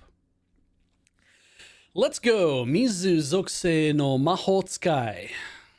Ryo is allowed to reincarnate into the fantastical world of Phi, where he thinks he'll get to live a quiet life, learn to use his newfound water magic. Going with the flow here, however, means something very different. Ryo is immediately pitted against the wildlands he winds up in the slew of deadly monsters that call the remote subcontinent home. You think he'd forget about taking it easy when he's stuck fighting for his life, but lucky for Ryo, he's naturally optimistic, clever, and blessed with the hidden eternal youth trait. 20 years pass in the blink of an eye, and each encounter along the way pushes him one step closer to the pinnacle of human magic. Little does he realize that it's only the opening chapter of his tale.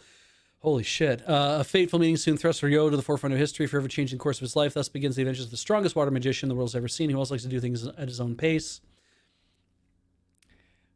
Yeah, like, thank you. So, it says this one is actually decent. Cyclops Boy, I will try this one out. So I don't know. I'm going to mark it as a maybe. Give it a couple episodes, perhaps. I I think I watched a PV of it or something, and I was just like, nah, you're doing nothing for me, dude. Like, it just really doesn't feel like it's. Sometimes it's me watching the preview and then also having to read the synopsis and trying to understand what's happening here, and maybe that will help me make it sense. I really liked By the Grace of the Gods, about the 40-year-old man who becomes the little kid who ends up being a slime tamer. And all I wanted was just him to be a slime tamer. They gave him more magic and stuff. He doesn't use it that much, but the little bit more that he gave him was like, not really into that. I like him running a laundry, and I like him doing all these other things with the slimes. I'm like, do more amazing things with your slimes. That's super cool.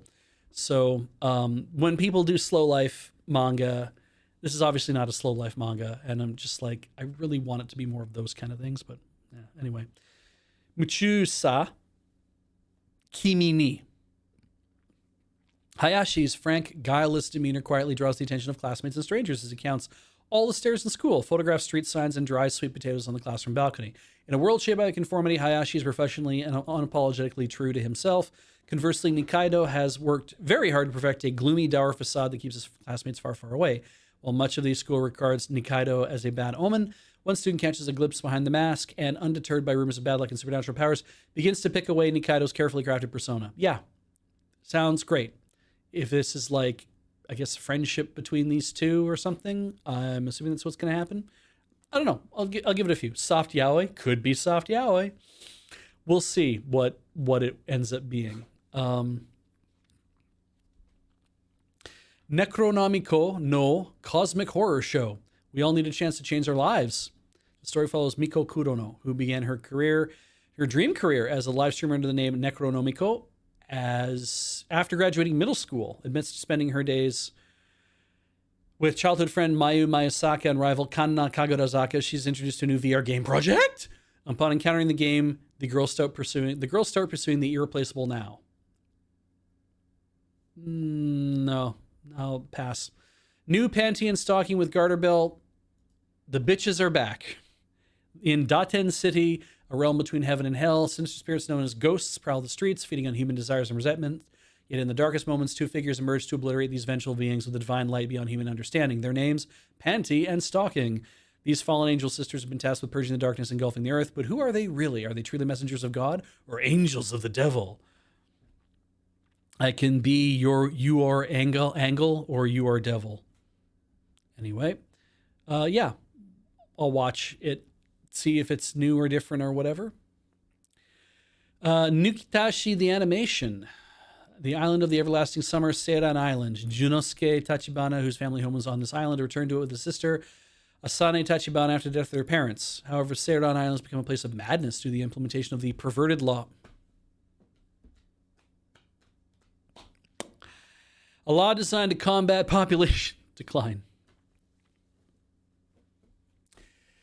The law permits and even encourages lewd sex acts everywhere on the island, and refusing to engage in reproductive activities is punished by almost as severely as a crime. Junosuke, a proud virgin and staunch defender of virginity, questions the legitimacy of this law. Determined to protect both his and his beloved sister's purity, he forms the anti-copulation front, No Love, No Sex, and sets out to destroy the perverted law once and for all. I'll destroy the perverted law.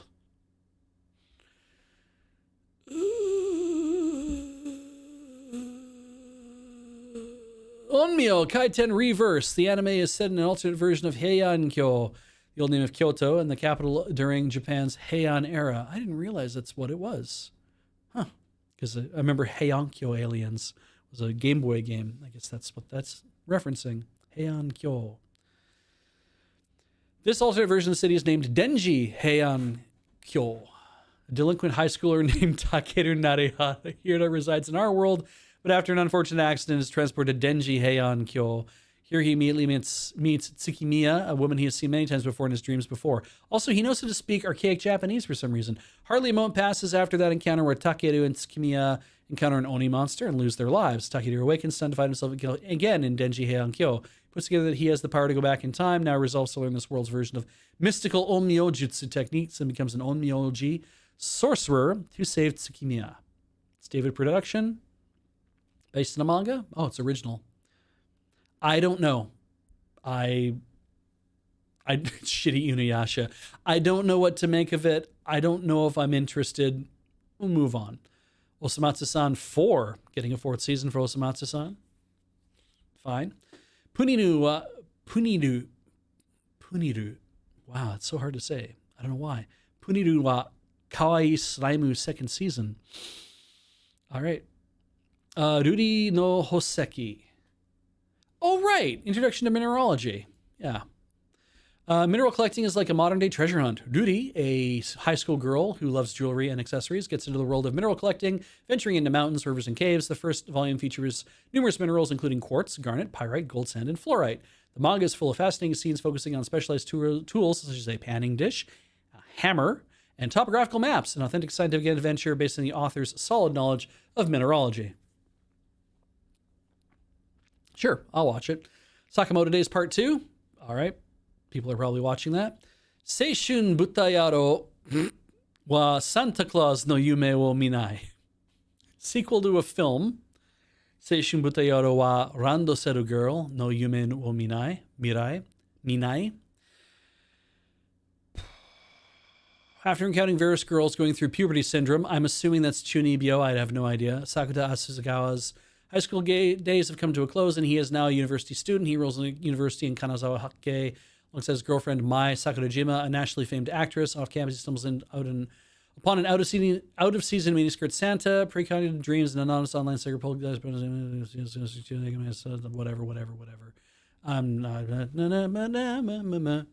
Is that really Rascal Dreams of Bunny Girl? Is that what that is? That's what that, because it sounded like it when I saw this. I was like, oh yeah, this sounds like it's Rascal Dreams of Bunny Girl. Okay, yes. Didn't watch any of that. So, Silent Witch, Chinmoku no Majo no Kakushigoto. Monica Everett, the Silent Witch, is the world's only practitioner of voiceless magic, a veritable heroine who single-handedly fended off the Black Dragon of legend. However, the young prodigy is actually super duper shy. Yep, turns out she only learned voiceless magic to avoid speaking in public. Ignorant of this, the 7 Sages have placed her on a top secret mission to guard the second prince. Can Monica keep it together? She contends both with social interaction and the evils targeting the young royal. I've seen PV for this, and I was like, this could be cute. I don't know. I don't know. Butchie the Witch, yeah. Could be, right? I'm not sure what to make of it. I'll probably plug it in and get it and watch some of it. So, yeah, obviously want to watch this. I've read the entire manga now, but yeah, this was fun. Sono Biscudo wa Koyo Suru, Season 2, 2nd season. I don't need to explain what this is. It's just the world gets bigger, they make more things, she falls in love with him even more, and he has no goddamn clue because he's so great. Yeah. Yeah, Marin Kitagawa is better than your waifu. Sorry, that's just the way it is. Yeah, you know what? Yeah. Tate no Yusha no Nariagai Season 4. Hey, did you like... you know what? No, we're just gonna fuck it. I'm not... just, it's fine. Don't care. I don't even need to spend time on that, right? We're not gonna. Tensei shitara dai nana oji datta node... Kimi mani majutsu o kiwamemasu, 2nd season. Didn't watch the first one, so we'll move on. See, well, people did enjoy 7th Prince, so there you go, Season 2. Tolgen Anki. The bloodlines of Oni and Momotaro have been passed down among certain humans for generations. Long ago, the Oni, aware of their own ferocity, lived in seclusion. However, the peace was shattered by an invasion led by Momotaro. Over thousands of years, the two factions formed the Momotaro Agency and the Oni Agency, respectively, been locked in conflict ever since. Protagonist Shiki Ichinose suddenly learns of his Oni lineage following an unexpected attack by Momotaro. This revelation sets Shiki on a path to discover the destiny that lies within his blood, a meeting with the Oni dwelling within him. New generation of dark hero experiences here, the Tale of Demons. Not interested, we'll move on. Tsui Hosha Shokudo e Yokoso. This looks very gentle and fun. When superstar adventurer Dennis gets booted from the world's strongest party, he teams with Runaway Atelier to serve his true passion, delicious cuisine. With his not-so-average eatery, has not-so-average patrons. Dennis will battle his quirky customers' troubles with trusty butcher knife and wok. Visit adventurous restaurant and fill up your heart and stomach. Maybe. We'll see. It's a food thing. It will probably be whatever. Tsuyokute New Saga. After brutal war, magic swordsman Kyle defeats the Demon King, but is left dying That's what happened. Kyle's don't live a long time. A crimson crystal sends him 4 years into the past to his once destroyed hometown, where he finds his lost loved ones alive. Armed with future knowledge, Kyle vows to prevent the coming tragedy and rewrite fate. Good for Kyle. Fuck yeah, Kyle. Get it. Turkey is a bowling term for scoring 3 consecutive strikes. Mai, a second-year student and captain of the Ikokan High School Bowling Club, is a genius who can't seem to win a match. Whenever she scores a turkey, she mysteriously follows it up with an unlining split. Unyielding split, the snake eyes. I'm assuming that's at 7-10, is it? Whatever. One day, Dina, the club's only first-year member, confronts her. You're doing it on purpose, aren't you? You're running away from winning, but I want to win. If you have no intention of winning, I'll quit. All right, well, let's go nuts. I've watched the PV for that a couple times, and I just don't really care. And that's okay. That's just me. Utagoe wa Milfuel. Anime adaptation of the a cappella music project Utagoe wa Milfuel. Watari-kun no Batsubatsu ga Hokai Sunzen. Holy shit. This has been done for a while. Huh. I'm not gonna watch it though. I'm surprised. Naoto Watari lives solely for his little sister Sujishiro until his chaotic childhood friend Satsuki storms back into his life without uttering a single word. Her very presence ignites buried memories and unravels his rigid routine. As tensions rise and secret surface, Naoto's devotion to Sujishiro clashes with unresolved pain, threatening to collapse his fragile world. This is not a great synopsis of this. To be clear, these two don't have parents. They're living with his aunt. It's comedy drama, so there's painful stuff in here. When they were younger, he hung out with Satsuki an awful lot, and then Satsuki moved away, and he kind of just forgot all about her. And now they're in high school. He's in high school, and Suji's his little sister, I guess they're drawing with her pink hair. I think that's what it is, because or is that going to be his little? I can't remember how this all. He ends up with a crush on another girl, but then Satsuki comes back, and that makes things difficult, because not that he's in love with her, and it's not clear if she's in love with him, but it seems that she's very standoffish, but it seems like she's there for a reason, and it's complicated, and it makes it, because to me it's like, hey dude, you now have this girlfriend and you are with her. That's later in the chapters as well.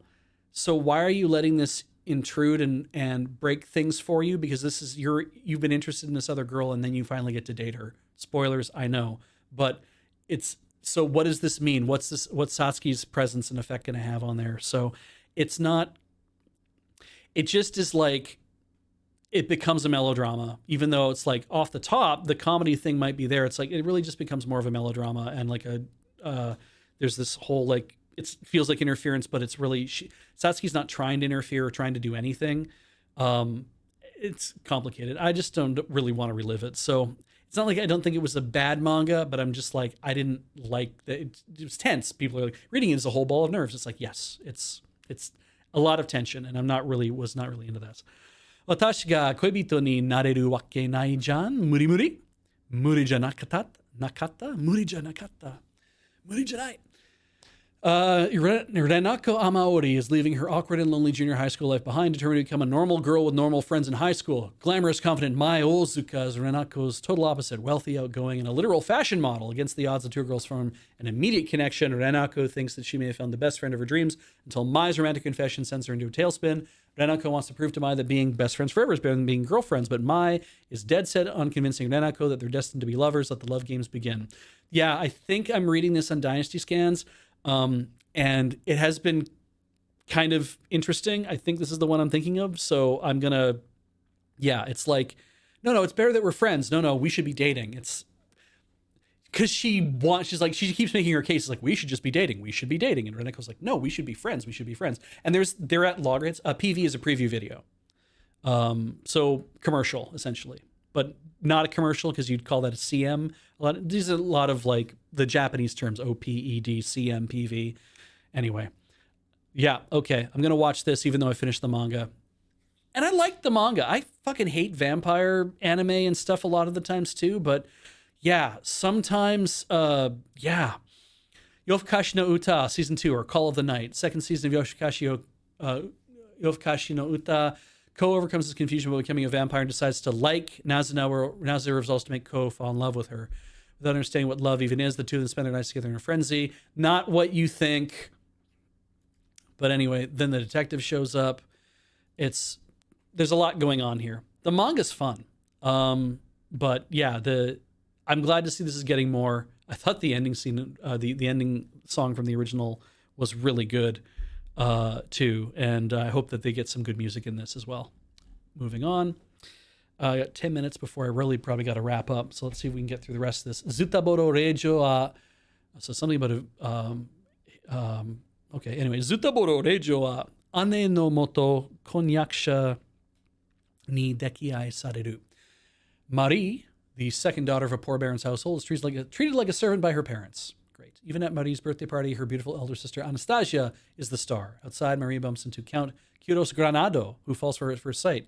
Yet due to misunderstanding, the Count proposes to Anastasia. After a tragic accident, Marie must marry the Count instead. Okay, I'll maybe give this a shot. I'm okay. I gotta know why or what. I don't really get it, so we'll see. Anyway, TV shorts. Chibi Godzilla no Gyakushu 3. Didn't watch the original, but probably won't watch any one way or the other. Gakko de wa oshiete kurenai taisetsu na koto.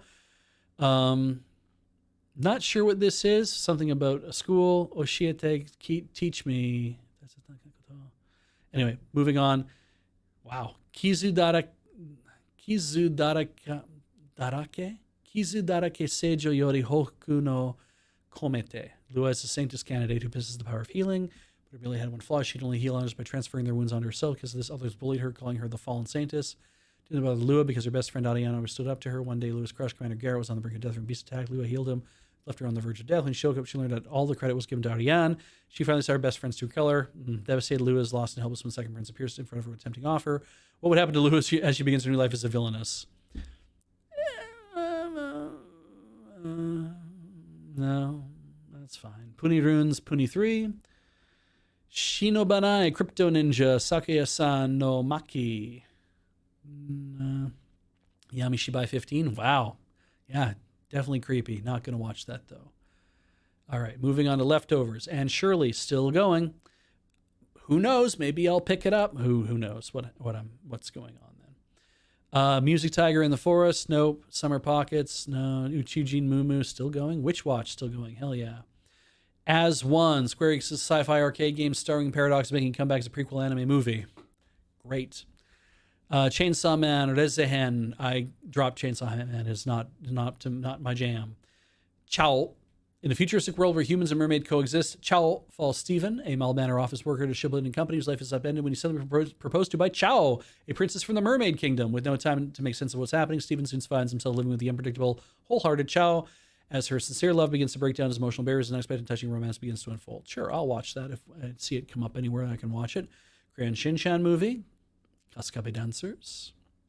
Fushigi no Kuni de Alice to Dive in Wonderland. I'm supposed to be reading the air so I don't screw up. I'm doing what everyone else is doing. Why can't I get things done? Risei Azumino, a university student, was lost in her life. One day, guided by an invitation letter left behind by her late grandmother, she enters Wonderland. There she meets a girl named Alice, and they begin their journey together. Risei meets the White Rabbit, the Caterpillar, the Queen of Hearts, the Trumpeter, the Mad Habit, the March Hare, Humpty Dumpty, the twins Tweedledee and Tweedledum, the Cheshire Cat, and the residents of Wonderland appear one after the other in front of Risei, just like a lineup. The crazy commotion that ensues. What future will Risei choose in this crazy adventure with Alice? This adventure will surely bring a smile to your face tomorrow.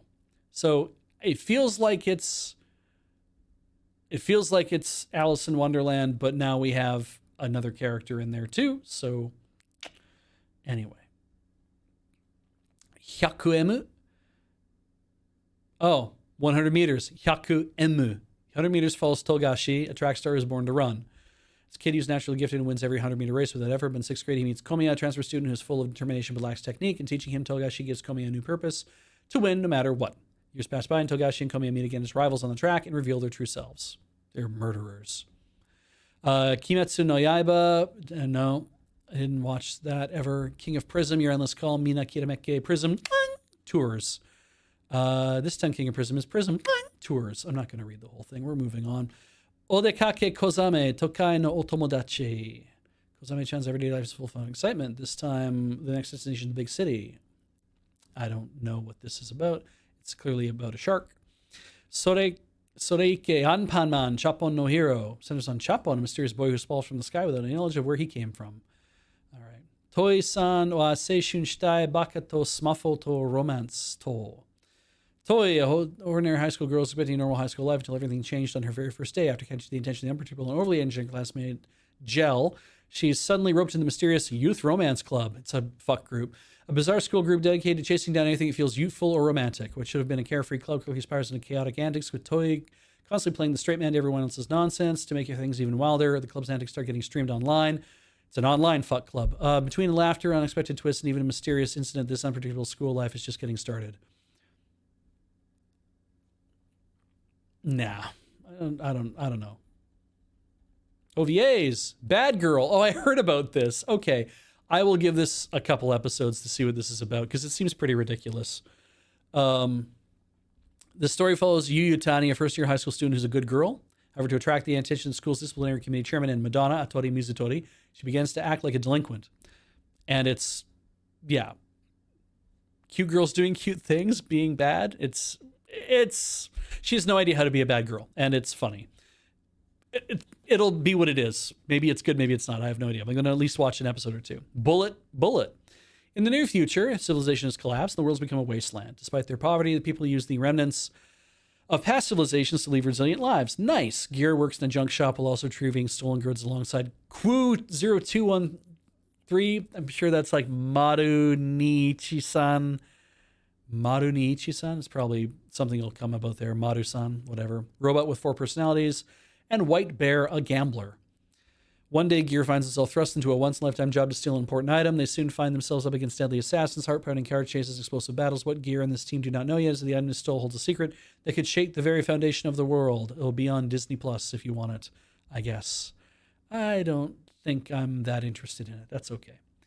Ginga Tokyo Milky Subway. Arrested, sequel to Milky Highway. Oh, okay. Arrested for reckless space driving, superhuman Chiharu and cyborg Machina are sentenced to clean the Milky Subway, an old interplanetary train. Easy enough, right? Wrong. When the train suddenly takes off, they are thrown to a high-speed space train spectacle packed with chaos, no plans, and zero strategy, just pure momentum. I thought this is going to be a take on Ginga Tokyo, Night on the Galactic Railroad. Kind of, but just like a different take. But anyway, yeah. So I guess they're making one of one in 3 days. Kanojo Akairi Shimasu. Is this Rent-A-Girlfriend? Anyway, I don't care. We'll move on. Thank you for filling me in. Yes, it is. Kizetsu Yusha to Ansatsu Hime. So, something hero and assassination princess. What's that say? The scorned hero and the assassin princess. Hero Toto possesses great skills, but his extreme shyness has left. Oh, okay. Extreme shyness has left him unable to form a party, causing him to remain stuck in the town where his journey began. One day, he is suddenly invited to join a party by 3 beautiful women: Ciel, an enemy, and Gore. Overjoyed at finally setting off on an adventure, Toto is filled with excitement. Little does he know, these women are dead set on killing him. A deathly harem rom-com unfolds as a socially anxious hero faints from mere flustered excitement around women, finds himself the target of 3 deadly companions, each with their own reasons for wanting him gone.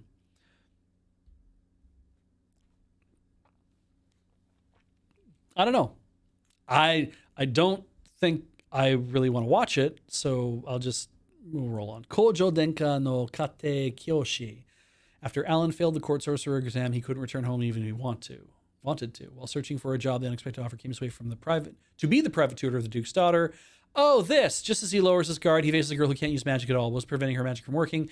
Alan's unconventional lessons gently shine a light on the girl's future. Okay, so this does not really capture the feeling of the series, I think. Because I've read some of this. I think it's pretty interesting. the manga, if this is what I think it is, it takes, they like go into like a gazebo type like garden area that also has a little library in it. He like, it's all circular and stuff, and he teaches the girls to try to do magic. Yes, okay, Cyclops boy, you know what I'm talking about. This is already running. Um, this is yeah, it's, I think it's interesting. They make it look like this is going to be like a big harem series. I don't think it will be. At least the bits of the manga that I read for this, I was like, it. There's two girls who are kind of at the center of the whole thing. I think it's her and her, and it's largely about teaching her to do magic because the Duke, everybody in the everybody who's from a noble family needs to be able to use magic, and so they've been trying to teach her to do it. And this is kind of the Duke's last resort. Um, and it seemed really nice. Like, it gave me a bit of like Witch Hat Atelier vibes. It's not like Witch Hat Atelier, but it gave me some Witch Hat Atelier vibes. Leviathan, set in a war-torn reimagining of 1914, Leviathan follows Alec, a fugitive prince of the Austro-Hungarian Empire, and Darren Sharp, a daring young girl. What's a 10-minute timer here?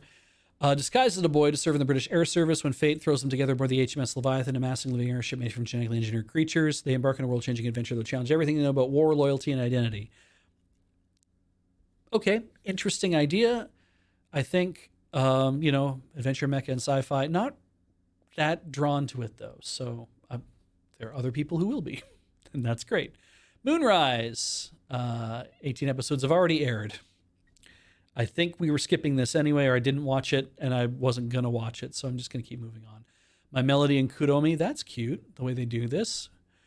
My Melody opens a cake in Mariland. After encountering a heart in the forest, strange things start happening. Kuromi's Japanese sweets across the street is always empty. Kuromi searches for the secret to My Melody's cakes. It's just cute, and then it's into the threads of Mariland. I guess if you're a Sanrio, you're into this. I would not have watched this even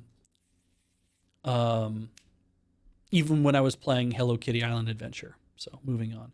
Night of the Living Cat. Not going to watch this. In the near future, a unique disease has swept across the planet. A virus that transforms humans into cats. And the horde is expanding, since if these adorable kittens snuggle with a human, the human is transformed into yet another cat.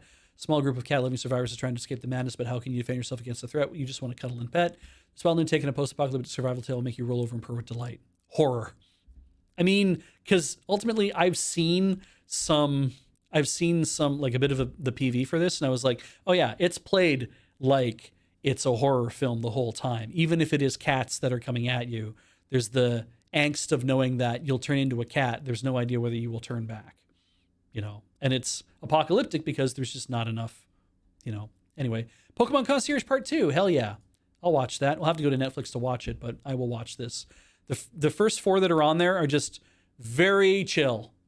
Literally, if I could have had a vacation like that in Japan, I would have totally gone for that. This looked very fun. Also, and having Pokemon would be cool too, but whatever.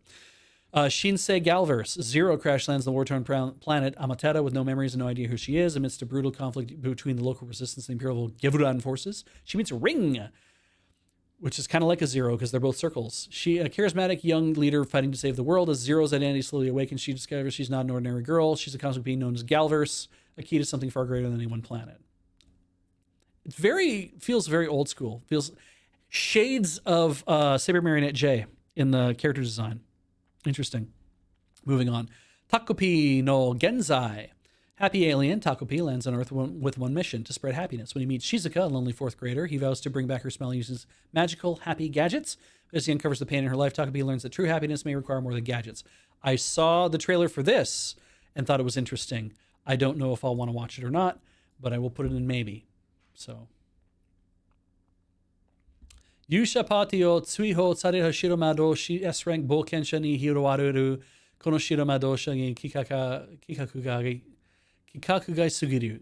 We don't need a useless white mage. Lloyd is a white mage who's unexpectedly banished from the hero's party as he's lost uncertainty. He happens across path of the Nesrek adventure party needed a white mage. Should join them on their quest. Letting anyone know the time the hero's party would fall apart and Lloyd would rise to fame. Story about an unmatched support magic user who believes himself to be ordinary, becoming an unstoppable adventure. Great. I hope he has fun. That's it.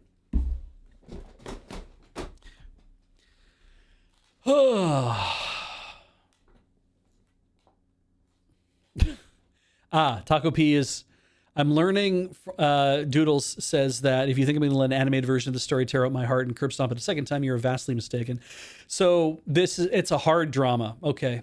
I figured Taco Pete was going to be something like that because I'm like, it's about being happy and here's all the happy things. And I'm like, oh, but if it's not supposed to be that everyone ends up happy, then there's going to be like, I don't know what it is, but sometimes Japan's really good at doing real sad or real disturbing or like that kind of stuff. But anyway, yeah, that's it, folks. It's I have like 15 minutes left in my 3 hours, obviously, but we're gonna get out of here because I know that Rhythm Cafe is coming up next. If anybody wanted to ask me anything, feel free. But what I'm going to do in the meantime is going to roll back and just see if there's stuff that I'm really excited to watch. Because I have marked stuff that's like, I'm definitely watching this, but it's more about like, what's the things where I'm like, I'm really looking forward to this. Or Witch Watch, nice to see. Change that around, obviously. So happy to see more Witch Watch. Hopefully that it kind of keeps the same energy all the way through. Happy to see more Call of the Night, obviously. And this Yuri series, I think, will be fun too, obviously. Sono Bis Doll, second season. Love to see what'll go on here, because that's just always fun.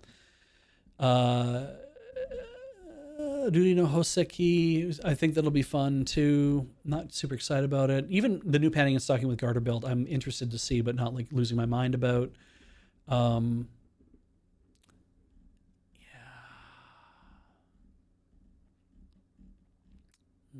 I mean, second season of Vending Machine seems pretty good. Like, looking forward to that. Looking forward to more Grand Blue, seeing how they animate a lot of the ridiculous there. Yeah, Futari Solo Camp and See You at the Food Court tomorrow. Both of those, super jazzed about those. I can't wait to encounter that. And right, City. Top pick for my season. This, I don't know if we get Heather to watch it or not. Just have to tell her it's like Nichijou and she'll probably be into it. I'm looking forward to Ame Tokimito.